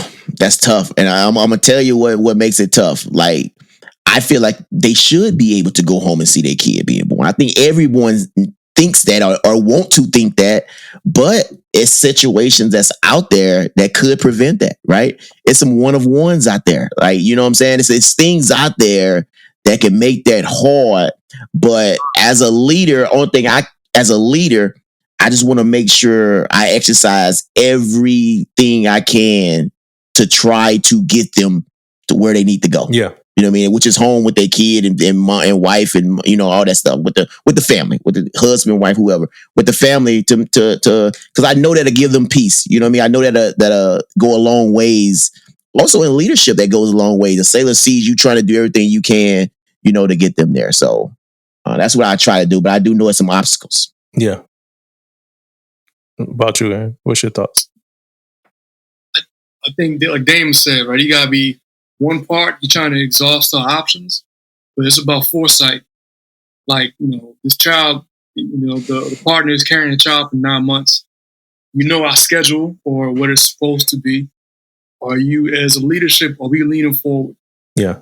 Like, hey, if, we got workups and we gone, all right, could I do a 1-for-1? Can I go to this ship that is, going through an avail? Hey, they got the same quals, same level of proficiency. How about when we go on this ride, hey, we swap our sailors so that, there's no decrease in performance, the mission's not affected, we can go. Or if we're in the middle of it, if we're doing workups, yeah, maybe they can go. If we like in it, it's not a possibility. But I think it goes to what Damon said, are we exhausting all the reasonable options? And like I'm saying, are we using our foresight to really look forward to make sure we actually maximize it? Yeah. Some things, you got to really exhaust all means. Yeah. Yeah.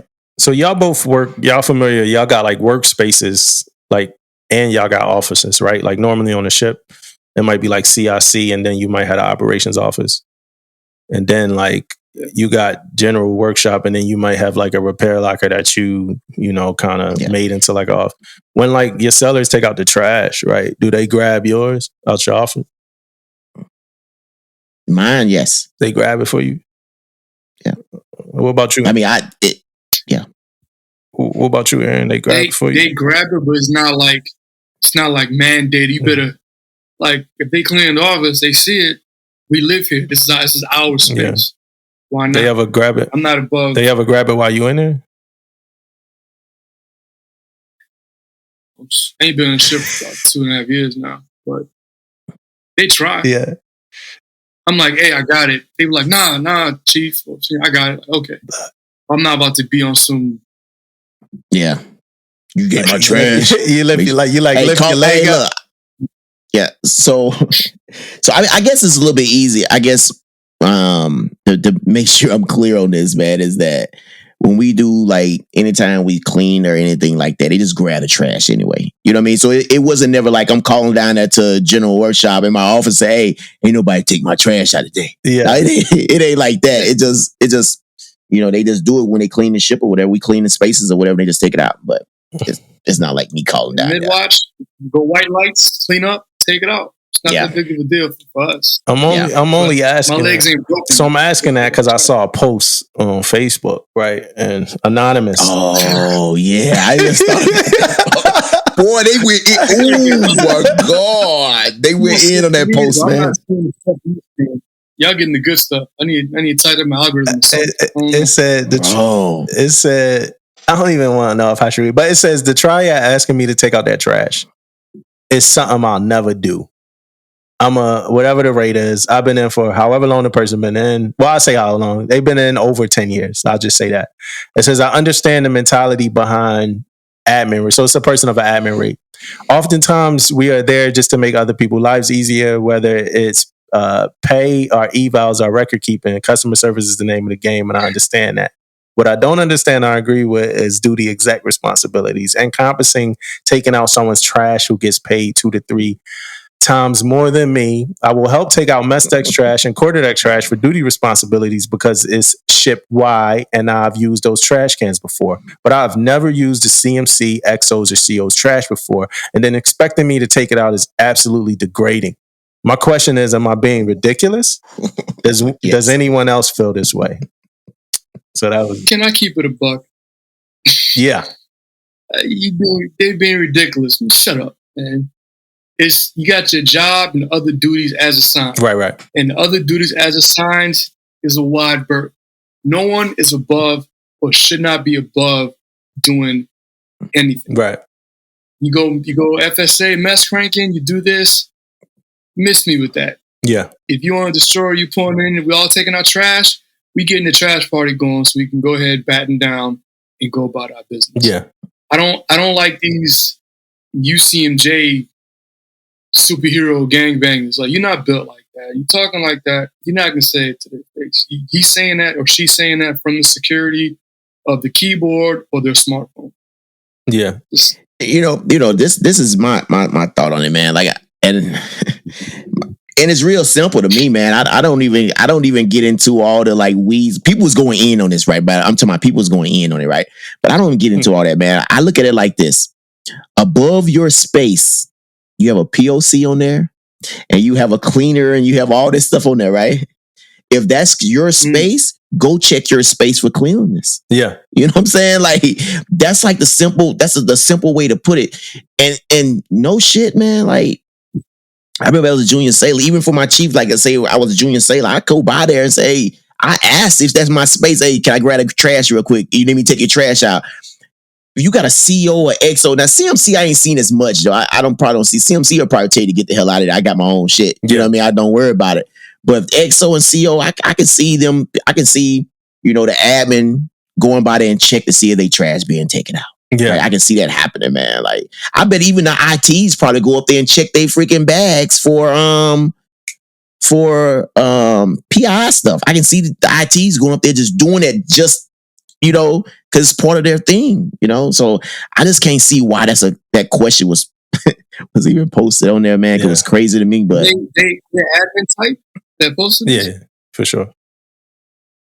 That's an outlier. Most admin people, I didn't see admin people on carriers and Flagstaff. They're not stressing that. They're like, yo, let's take it out. Yeah. Let's roll. If a person has like a blue blood Mount Olympus complex, whatever, they get held accountable by that, by the chief or the senior enlisted person in, like, hey, ma'am, sir, you sound like respectfully, you sound like a snob. That's not, no. Yeah. I mean, I just think like eventually you get to a point in your life where you stop trying to prove who you are to yourself. And I that made me think about, I was watching a video the other day. This dude worked at like Wendy's or somewhere like that. And it was an older guy. I think the guy was like 88 or some shit. And he was at Wendy's. They got into like some kind of verbal disagreement about fries or something. Who knows? I think it actually was about fries. But the older man, he must have said something. This dude was black. The old man was white. The old man must have said something that this black dude ain't like. So he walked around the counter and he punched the old man, right? And when he punched this man, the man went to the hospital. He punched him, then he stood over him like he just like killed Leonidas. You know what I'm saying? Like he hit him and then he stood over him like he just tackled a grizzly bear. Like it's an old man, like really older guy. The older guy went to the hospital and then died like 2 days later, right? So this dude pretty much, killed this dude or whatever over a word or whatever it was. I don't know what it was. But it's like after a while, you just get to this point, like in your own like emotional like maturity path that you stop trying to prove shit to yourself.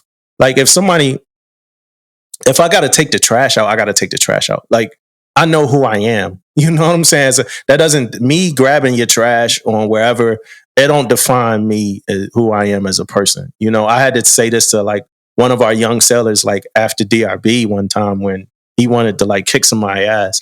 I'm like, are you confident that you will kick that? Yeah, I know. I'm like, all right, well, I mean, you got your win. Like, just kind of like, like if you trying to prove a point, if you do anything else, are you trying to prove a point to yourself or whatever like that? And I'm kind of past that. Like I'm grabbing the CO trash, XO trash. I'm stopping by CMC office. Hey, can I, what's up? And I'm out and I'm good to go. And then if it's a moment where I do need to defend who I am as a person, I'll do that. Like with no problem. I could grab your trash every day. But when we hit that moment where you crossing the gun line and it's something that I have to defend, then I'm gonna do that too. you know what I'm saying? And then I'm gonna go grab your trash the same day still. Like, and I'm gonna be that same person. like it's called fair, fair treatment, fair evaluation. Like, and that's just who I am as a person. And this was a more senior seller because they've been in for 10 years. Yeah. Made that. And I even saw like normally too, man, like your chief tell you that like before you guys get out for the day, hey, you guys can get up out of here. Make sure you check COXO, CMC, check their trash out before you guys walk out. I mean, I've heard that come out of freaking like a PSC or YNC mouth, on their way out, check and make sure they're good to go. Yeah. So that question, that whatever. Yeah. Well, for me personally, that's like I want them to see me taking the trash out because I want them to see that, if the most senior person in the chain of command is doing this willingly, then who am I to question? Right. I'm trying to set the standard as leadership. Like, hey, this is not a big deal. We're all here together. We throw family around a lot. I start saying community, right? You take care of your community. You can have neighbors you don't like, but you're still going to help them out based off of your community. Right? Yeah, I think I should want to take it out. I think what I like the most about that post in particular was like the chiefs that was responding. They wasn't pandering. Like I've been seeing like a lot of chiefs like pander and say things that I don't think that they really think, but I think they feel like they got, especially on social media. Like I think they feel like they have to say it like nowadays or whatever. But on this post, like they wasn't. Like they was like being honest. Like yo, nah. Like that's you won't, because it's like it's so pointless. But I do. I honestly think, I don't know how y'all think, how y'all get on Facebook, but I think a lot of people pander. Like everybody not as progressive as they keep trying to act like they are or whatever like that. Yeah, man. Performative.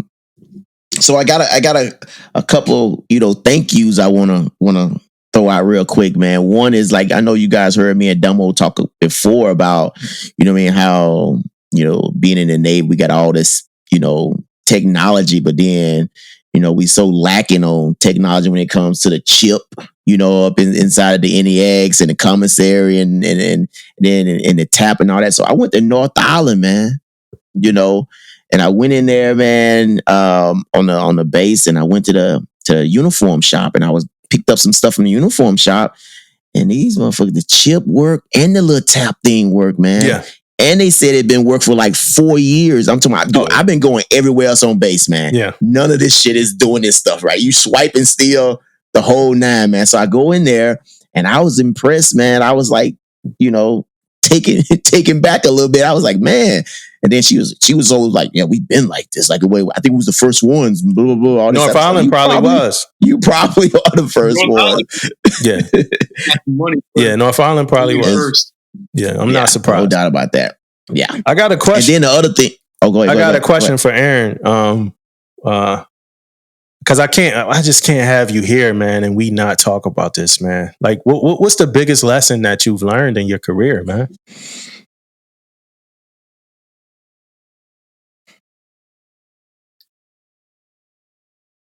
It really is about the relationships. So, you can know everything. We're going back to DRB, right? And, the people advising the CEO about the way forward. There are times where you might see something on a piece of paper. Yeah, man, they done deal, signed, delivered, right? But the CEO had so much trust in the CMC and the Chiefs mess that they went against what the easy answer is because they trusted what they said. And that's based off the relationship that they formed, right? Like if I say your name, right? Like I have a sailor that she follows the pod, right? Mm-hmm. She came to the pod because she really trusted my input, right, and my recommendations. Yeah. Well, I've seen other people. I've been there for a short amount of time. She was kind of giving them, I ain't looking at that. I said it, and she had some trust in me. She went to it without question. I think you met her the other day when you came visit me, right? So I really think it's about relationships. Yeah. Relationships and trust. It's all about the relationships. So here's another question. Right. Here's another question, right? And if it's the same as that, then it's the same as that. But my next question is this. If you could go back and tell yourself something on your first enlistment, your first tour, first ship or whatever like that, if you could go back and tell yourself something that will help you get through, this tour, or to help you get through your career or that'll make it easier for you or whatever, what would you say? What would you tell yourself? Same thing I'm telling everybody right now. I say maximize time, maximize resources. It's like a lot of things, these successful people, they're not really all that talented. It's just, they listen, they know what it is, and they actually apply it. They maximize their time. It's not saying you got to be up 6 hours after you get off studying or working on something. But maximize your time. Like, you're so tired when you get off the ship, you have another 30 minutes you can put towards your craft or maybe a personal thing you're trying to do. I think I'll be a lot better now than if I maximize my time. My first shore duty, I could have had my degree done.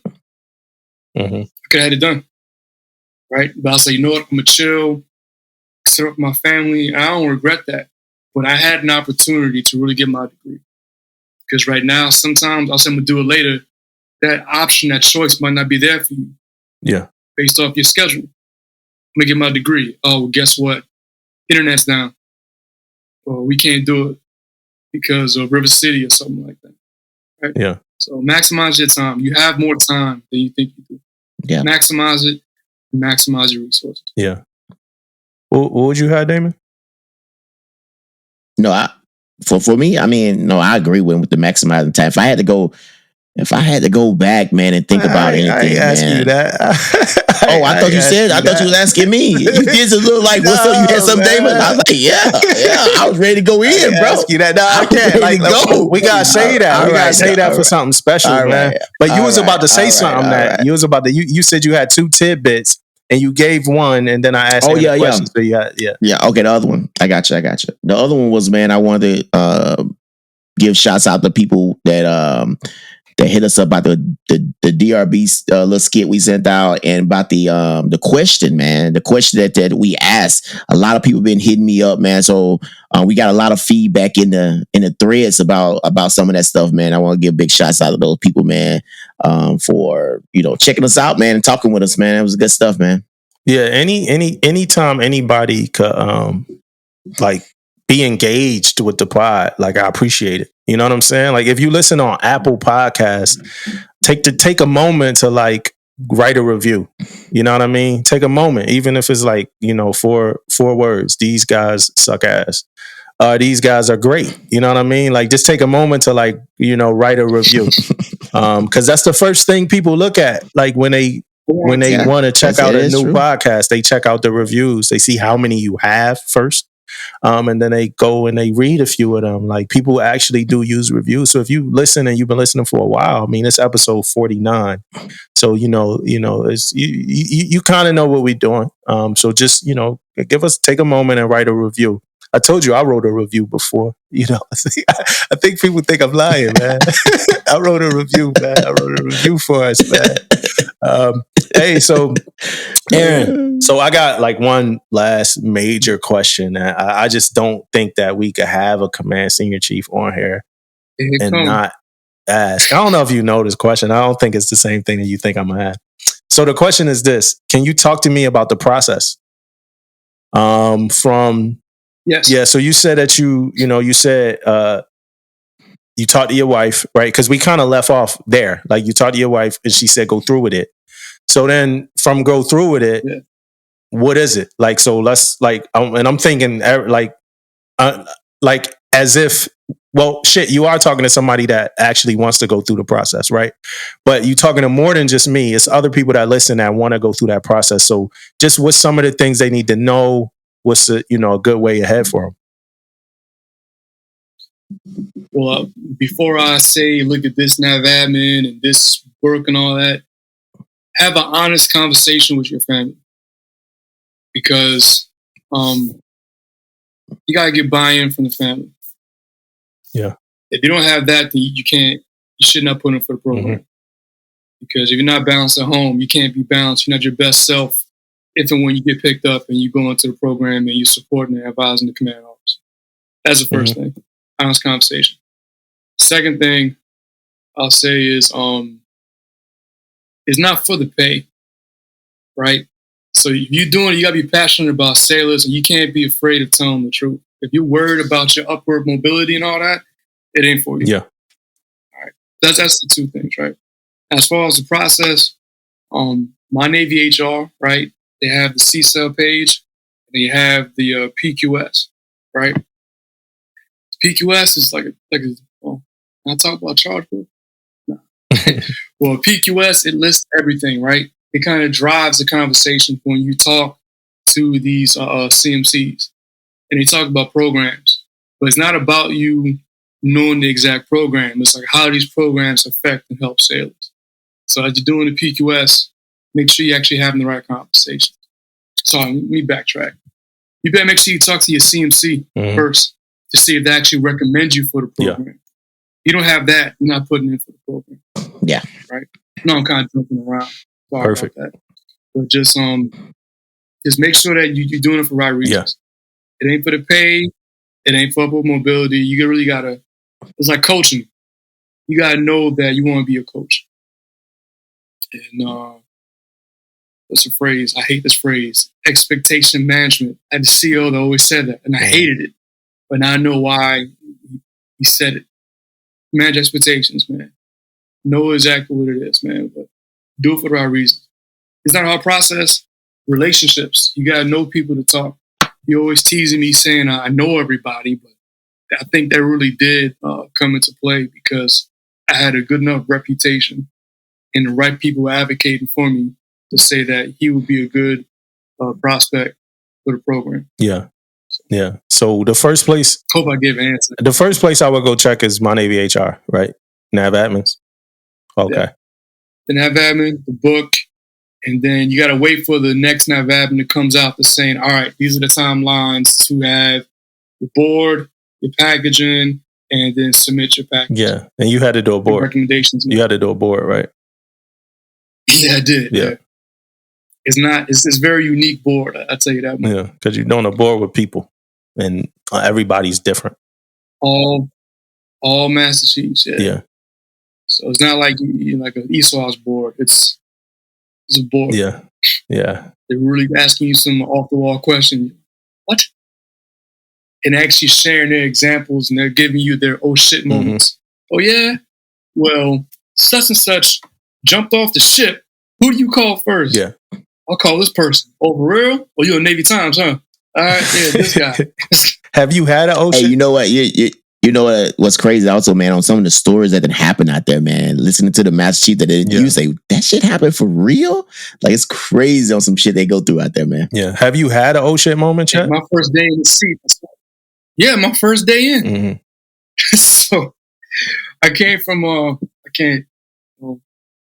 it's my first day in. I'm talking to the person I'm relieving, and this chief came in, and I had a phone call from my previous command, the Wounded Warrior, and they were talking about a sailor at my new command. As we were talking about the sailor, so we were talking about the sailor that had some challenges, right? Transitioning out the Navy. And then Wounded Warrior, who was assisting the sailor, it seems she called me. Yeah.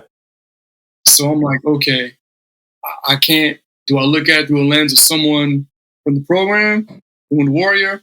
Do I look at it as the command? Like, how do I navigate this? So it's like, right there in the moment. First day? I'm talking like an hour or two. I still got a check-in sheet in my hand. I'm trying to find a CPPA so I can get up out of there. It's like you really got to balance your decision making with your head and your heart. You can't go all the way one way. Yeah. You got to find the right ratio and what's applicable. Yeah. So I really had to really balance that. Yeah. So I got some. We do book of the week, and I know you avid when it comes to books and like knowledge and. My commute's stupid, so I got to maximize my time. So books, knowledge, and adding to your toolbox. So do you have any, it could be a book suggestion, it could be multiple books, podcasts, whatever. What do you have? Well, I mean, I did my homework. Nice. I like it, man. So what you got for us? All right. So for being relevant in relationships, right? My biggest takeaway in the last 2 years since summer of 2020 is the filter bubbles, right? Meaning, I first heard about it from President Obama when he was talking about previous elections. So it's kind of like you got red, blue, all this, right? If we don't make a concentrated effort to pop that filter on social media or on news, we can keep getting the same viewpoints, right? So for book recommendations or just, you can look at these people on YouTube. The first book is called Depth of Expertise by Tom Nichols. And he was an author. He actually taught at the War College. And he was just saying how everyone, because we're able to Google answers, you got someone who's like trying to question the expert. It's not saying you can't critique or challenge. And it's like your Google search does not equate to the 5, 10, or 15 years. My mom gonna love this. That they spent. My mom gonna love hearing this part. Right? So the first one is Tom Nichols' Depth of Expertise, either the book or just YouTube, some conversations he's had. Second one is Willful, Blindness by Margaret Heffernan. And with that, she talks about how, we talk about your emotions, right? She talks about how people will willfully ignore the hard truth because it doesn't feel good. And she gave an example of how at the World War II, you had these people who were part of the Third Reich working for Hitler that didn't agree with him. But because like he gave them a chance, like one architect, he gave them a chance, they kind of put that to the side because Hitler loved their work, right? Or how come somebody who's like in a marriage, they know this person's cheating, but love, they can't see that. They don't want to see that. So I think a lot of times we don't want to hold on to our beliefs. We don't want to look at the hard truth and be objective. Yeah. So those 2 books was good. As far as like trying to be relevant, understanding why people think. Don't be like, why you think that way? It's like, all right, what shaped your ideology, your experience, religion, culture, background, history? What made you think that way? Yeah. So I can understand you. We can get to that common area. Leadership book, it's pretty popular. Ego is the Enemy by Ryan Holiday. I reference that because I've gifted it multiple times. And my favorite chapter in that book, he talked about Jackie Robinson and his level of restraint. Because Jackie Robinson is known as someone who he's always calm and reserved. But people don't know Jackie Robinson, he got court-martialed when he was in the Army. He had a temper. Right? So someone who's naturally more of like, right? He was more calm. because the situation called it. It was a bigger cause for him to be calm and really do that. And then the last book I'll say is called We Return Fighting. And it talked about the Black military experience coming back from World War I and how, they were getting better treatment overseas and fighting. But then you had prisoners of war getting better treatment than the people who actually fought for other people's freedoms. It kind of goes into, the Red Summer of 1919 and how, that kind of helped spur the civil rights movement. Right? So We Return Fighting. So I just say those first 3 books focus on popping the information filter, break the algorithm. Yeah. Ego is an enemy. It's not always about you. Sometimes it's best to, be quiet, listen, and then speak. And then We Return Fighting. We'll find some more heroes of the week for sure in there. Okay. And it actually might inspire you. Yeah, I might have to grab that. It's crazy because speaking of inspiration, I damn near cried watching the Terminal List when he pulled the dude guts out, man. Like I damn near cried. I was at an emotional height. Segway king. But Segway. But I want to talk about my book of the week first before we get to Terminal List. Steve Jobs by Walter Isaacson. I don't even know if I'm gonna review the book. I'm gonna talk about just being inspired by Steve Jobs. The book is greatly written. It's incredibly written. And this audiobook I listened to, which is incredibly performed by the person that performed it. But it's just inspirational, right? Easily the best book I read this year, right? Easily, right? Like how could a book about Steve Jobs not be, right? In my opinion. But to think about like Steve Jobs, you got to think about the world before Steve Jobs and then the world that Steve Jobs left behind.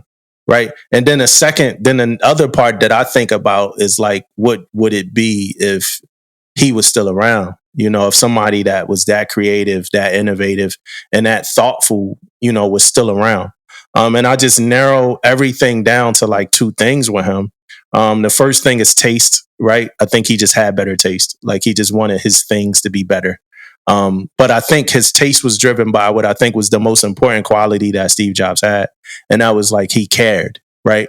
And that's a quality that I really care about having myself is if I walk in this room and I do this thing, like how much do I care about it? So he cared. So he was the person that would take like, let's think of a product, the iPod, for instance.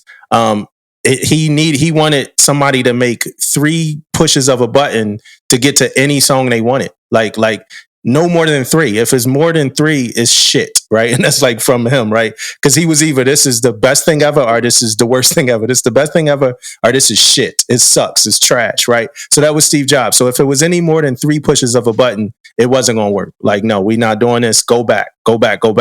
And just to repeatedly like find like things that don't exist, like things that don't exist at all, right? And say you want them to exist. And then like everybody say it's no way. And then he like, yes, you could do it. And then like for people to repeatedly do it is just amazing, right? So this starts with a computer, right? The Macintosh, right? So this starts in 1984.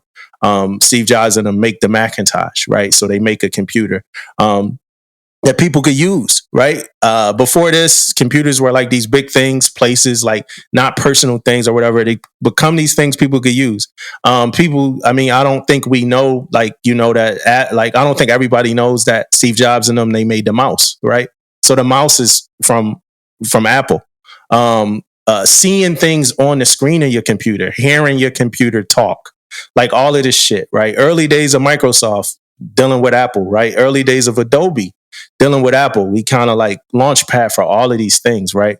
So at some point, he's innovative. Another thing we don't talk about that much, or I don't know if everybody knows, is like Steve Jobs was like hard to deal with. Like he's like this asshole who like never wore shoes, and when he was younger, he used to stink because he was into like natural things and all of that stuff. But he was who he was. Like what you saw was like what you got like all the damn time. He can negotiate his ass off. He was super hard headed. And like, so some of like this just reassured me that like, if you have a goal and you have a dream and you have a plan, like not everybody going to be there with you on a level of personal or on a level of really understanding like your thought process. Right. And that was what it was a lot of times for like Steve Jobs. Right. All right. So they go and they make this Mac. They do some other stuff too. And at some point he gets pretty much ousted from the company that he built because he's just this difficult person that, you know, that people really like have a hard time working with. Now, something that I don't know that everybody knows, right? Or you might have heard about it, but didn't really understand it, was at some point after he left Apple and created some other companies, he went to Pixar.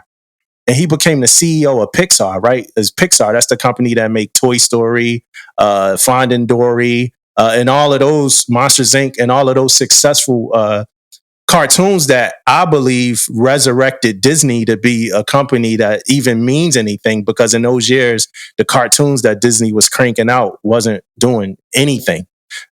You know what I'm saying? Yeah. So he goes to Pixar and he becomes the driving force of like Pixar. And like able, not the animator, not the subject matter expert or nothing like that, but just the driving force of Pixar. Like, hey, I really care about this, and let's make this the best thing that it could be. So he goes to Pixar. He's ousted from Apple. Apple is not innovating anymore, right? During this time, they not innovating. They not coming up with shit. They not doing nothing really that much. Pixar is pretty much, they got hit after hit. Like after Toy Story, they got A Bug's Life. After that, they got like, they eventually they got Cars, they got Finding Nemo, they got like, it's just hit after hit. You know, it was a funny part of the book where like they had to renegotiate with Disney. And everybody already knows Steve Jobs, he's going to be difficult. He's already one of the richest, men ever at like his early 30s. And the dude's like, all right, it don't matter. When Finding Nemo come out, we going to have Steve Jobs pretty much by the balls because that movie's going to suck. I already watched it, right? So that goes to show you that these Disney execs didn't know what the hell they were talking about, right? So Finding Nemo came out, became the biggest movie ever for Pixar, right? Broke a whole bunch of records or whatever. So then Steve Jobs pretty much went to negotiations like, yo, I want it all. You know what I'm saying? Eventually the dude that didn't believe in Finding Nemo got fired, right? Disney somehow did a deal with Pixar. Pixar's people got high positions in animation at Disney, and then Pixar pretty much kept Disney afloat for however many years they were, right? So that's two industries already, right? That's the PC industry, and then that's pretty much fucking Disney. Like in my opinion, that's pretty much Disney. Right now, in my opinion, Disney's not really creating any original content that we care about. They own Marvel and they own Star Wars, right? And Marvel is Kevin Feige and Star Wars is George Lucas and whoever is doing all the stuff they doing over there, right?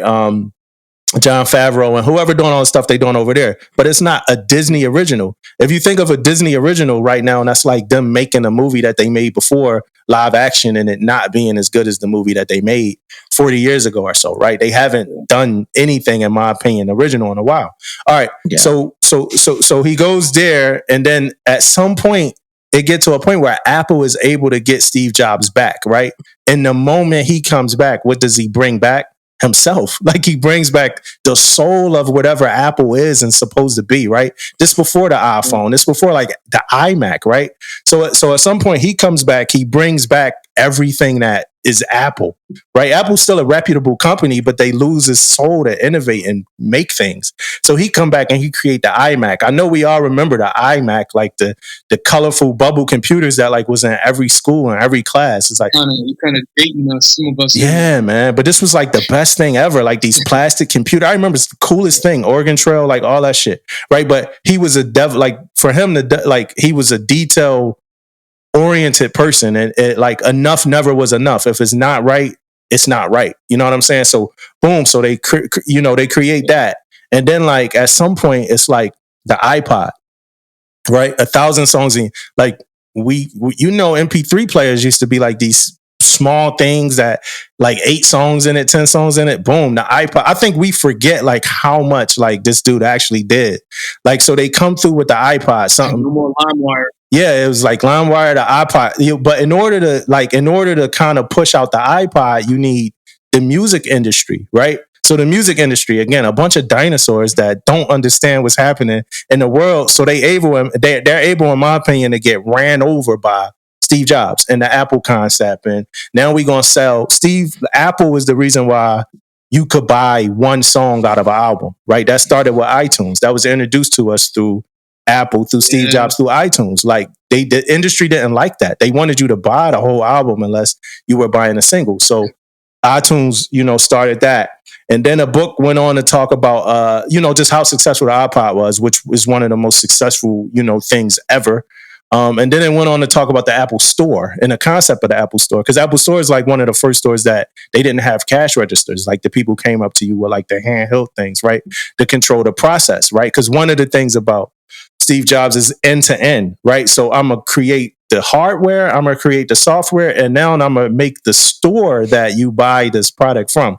So the whole experience that you get is an experience that was pretty much tailored by me and our people. So this is a representation of Apple end to end.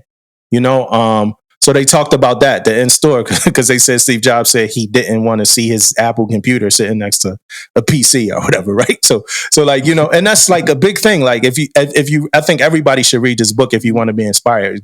But like Steve Jobs was like an asshole. He had a kid for some years that he didn't really want to claim, and he believed he could alter reality. And, well, people thought he had a way to alter reality, because you could say, "Hey, I can't do this," and he could be like, "Yes, you can." And then eventually, like, that was the biggest thing. Yeah, and then eventually you end up doing it though, like, so yeah.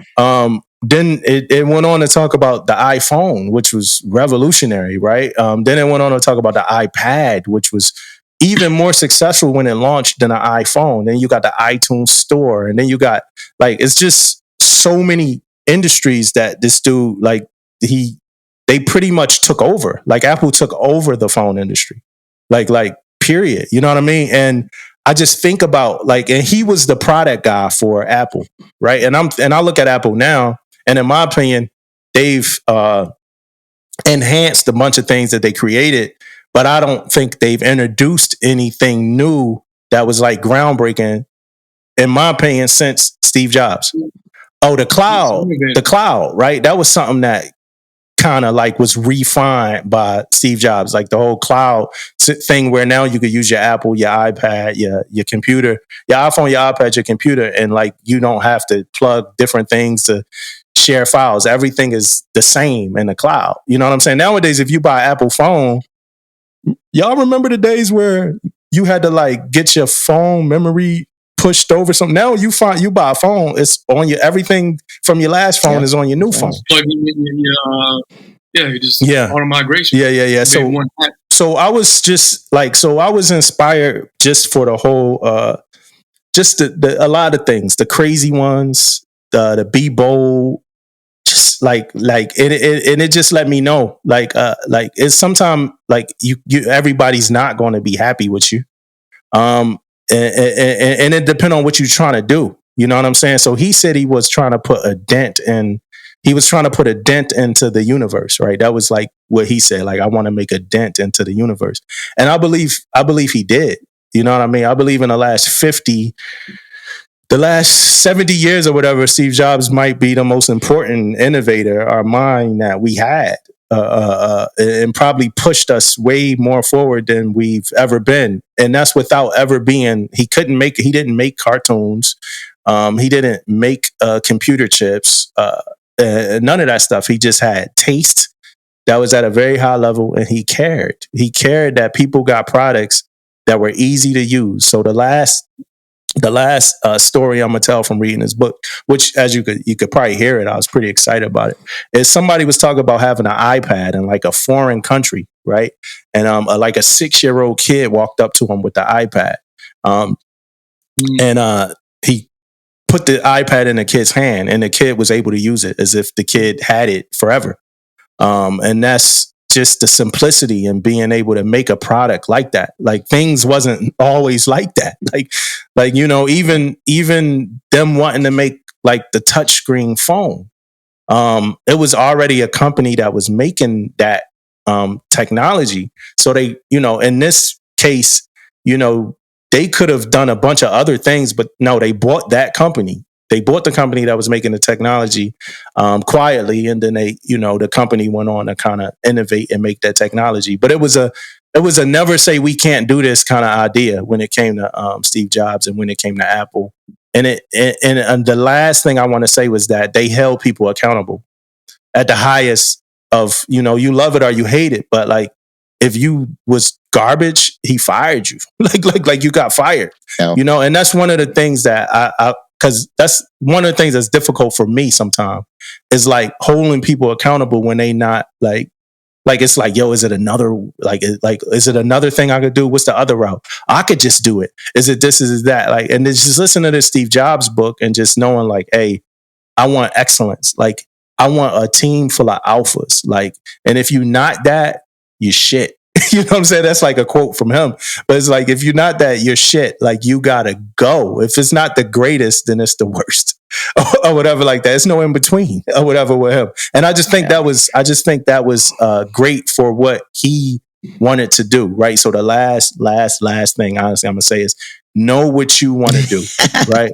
Yeah. Know what you want to do and hold yourself to what you want to do, because with the road you want to take, it's going to be bumps along that shit. But if you know the road you want to take and understand what road you want to take and understand the legacy you want to leave, then, you go ahead and you leave that legacy. Because the legacy that like Steve Jobs is going to leave is like changing the world. It's not like being an asshole or being like the stinky guy in a boardroom meeting or the barefoot guy. It's the legacy of like, even the people that thought that still had to admit, like, I never saw nothing like the iPhone in my life. I never saw nothing like the iPad in my life, right? So just know what it takes to be however great you want to be. That's it. That was my book review of the Steve Jobs book. It looked like you got something for me, Aaron. I'm going to ask a question. It's kind of tied into everything with Steve Jobs, right? So, sorry. Do you have a quote in your email signature? Yes. Like both of them?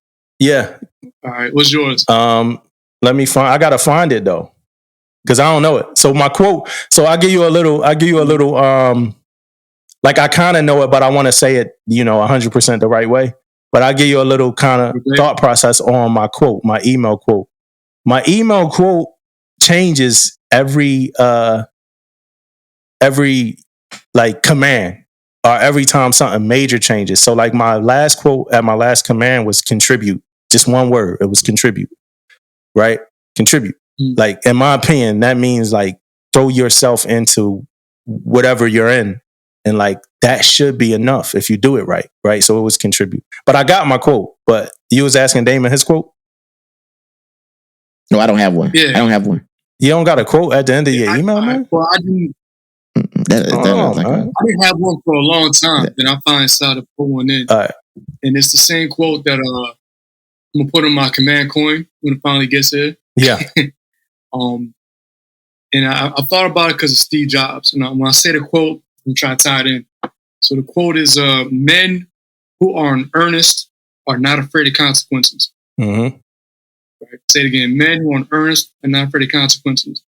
When I first saw it, the word earnest isn't something that I use every day.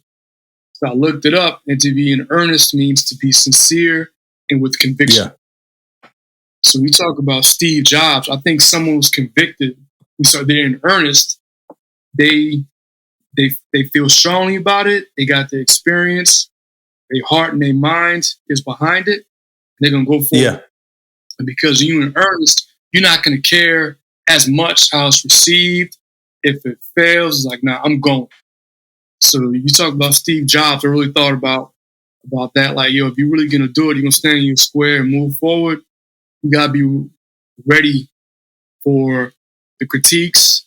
People think you're crazy. Yeah. People saying you're difficult. It doesn't matter as much, because if you got that earnest conviction for the right reasons, you just go. Yeah. So shit. I'm definitely gonna add that book into my Audible rotation. Yeah. My badge game is crazy right now. So put my badges against anybody. I'm definitely gonna put that in for rotation.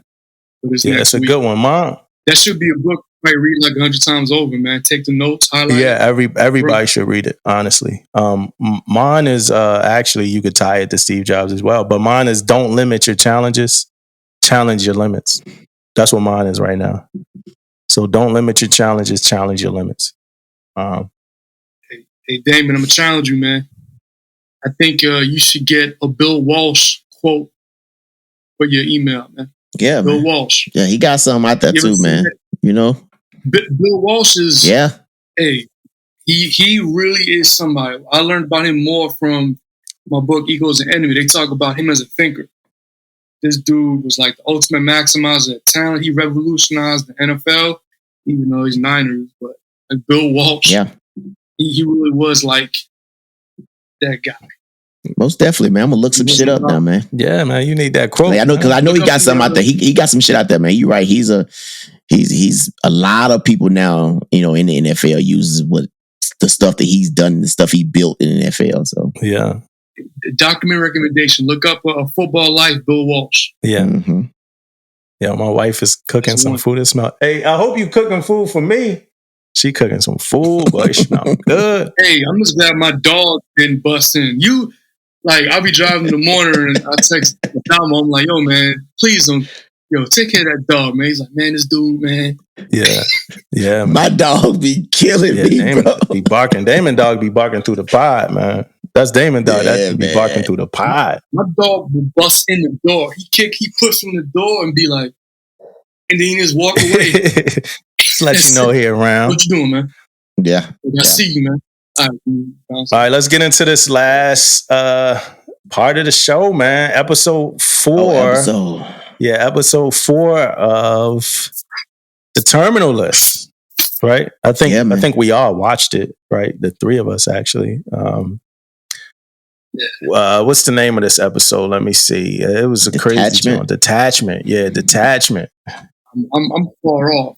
Your last episode, you talked about, man, I'm thinking he might. I was like, let me shut up. I ain't gonna spoil it. Because Damon mentioned like a woman from the show. Like he's like, he still got he got the woman, and I'm thinking like I don't know who this character is yet, but she popped up in this episode 4, and maybe she popped up in 1 through 3, but I ain't see her. But now I know who she is, the one who was piloting the plane or whatever like that. But what's up? What was your thoughts on the app? Yeah, it's me first. Okay, hey, so this is I got my first like negative review, man, on this. It ain't negative, but it's one of something that I looked at, man. They retreading a lot on this show, man, about the bird and about his family. I don't know if it's almost the same look.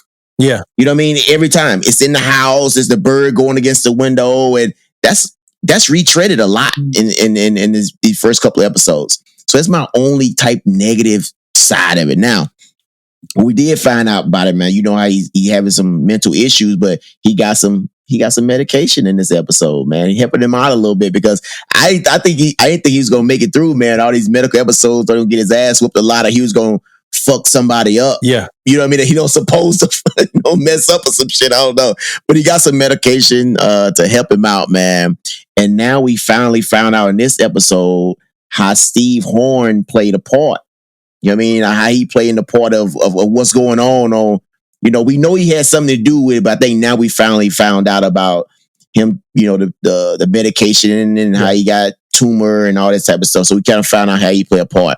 And the last thing, man, I got was, man, probably one of the best kill scenes I ever seen in my freaking life. You love that type of stuff, man. Dude, this kill scene was brutal, dude. Like if I wanted to yeah, bro. Yeah. Talking now? Hey, yeah. I couldn't do it, man.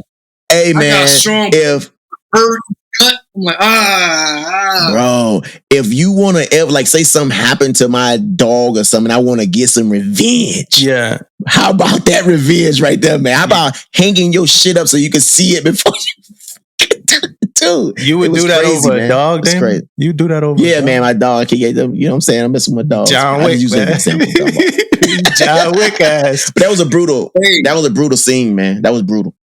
Yeah. Yeah, it was. Yeah, it was. I it was a while ago. You remember that? No, so I mentioned a while ago. I remember. Yeah, everybody remember that. The only thing that get me with Reese is, yeah, he's taking the meds and he got the training and he got the mind over. But I'm like, this dude like a freaking superhero. He got super soldier serum in him or something. Like, you really out here, I know it's a show based off a novel, but I'm like, come on. Yeah. He over here, nah. He a SEAL, man. Looking like an old Steven Seagal movie or something, man. Yeah. I mean, I know that I know that Damon would have liked the scene because he liked that Rambo when Rambo ripped the dude heart out like that. Like, almost could have won an Oscar. If Damon was on the Oscar, oh my goodness. Well, that was brutal too. So all I'm going to talk about is... Hold up, man.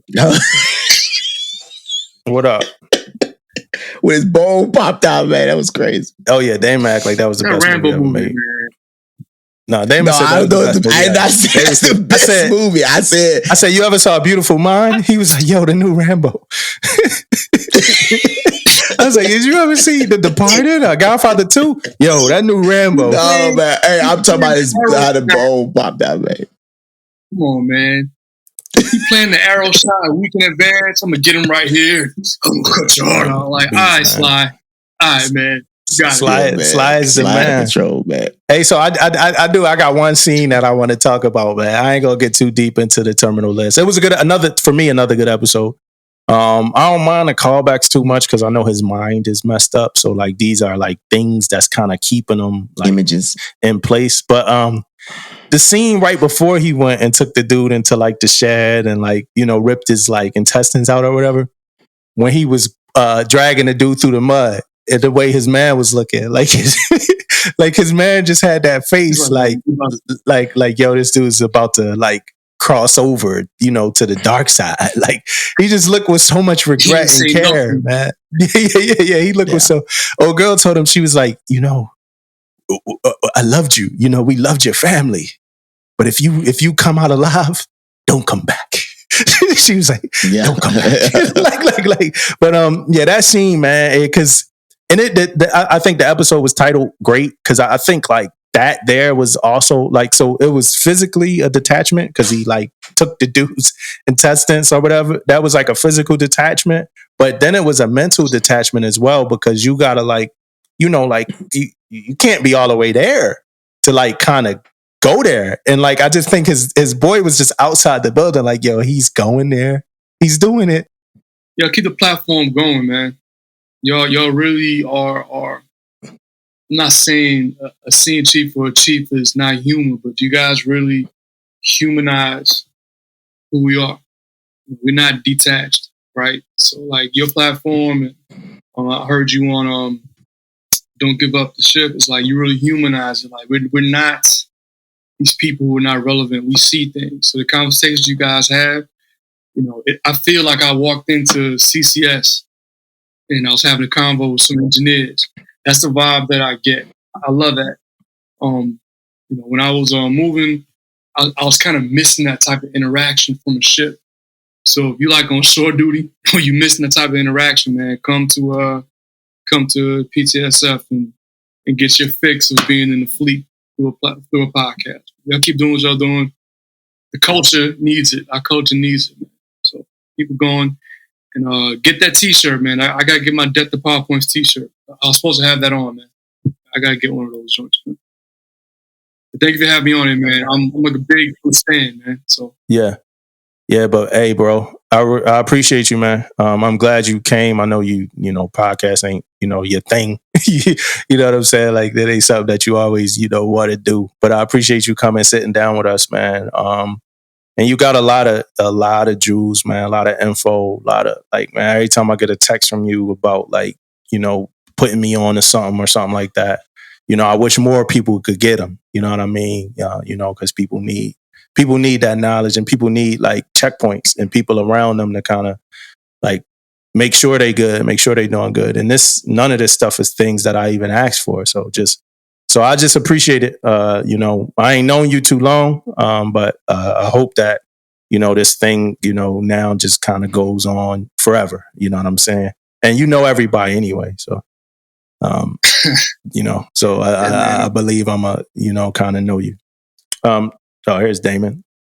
Now on the technical difficulties, want to start. But yeah, man, thanks for coming to hang out with us. That's all I got. Yeah, most definitely, man. Hey, most definitely, man. I feel like I'll be talking to you forever on here, man. So thanks for coming on to the pod, man. Real talk is like, I love this shit, man. I love talking to people like you, man. Positive, inspirational, all that type of stuff, man. So keep doing what you're doing, man. Do it as long as you can. And I was looking forward to see where you go, man. I'll be looking for your names on them lists, man. Yeah, man. I'm glad you didn't bring up that Leonardo DiCaprio stuff, though, man, because that would have been a conflict of interest, man. So I appreciate that. 25 is the gold number for Leo. All right, they got something in common. Yeah. For sure, man. Hey, good luck to everybody out there for Chief, man. Good luck, guys. Mississippi, stand dude.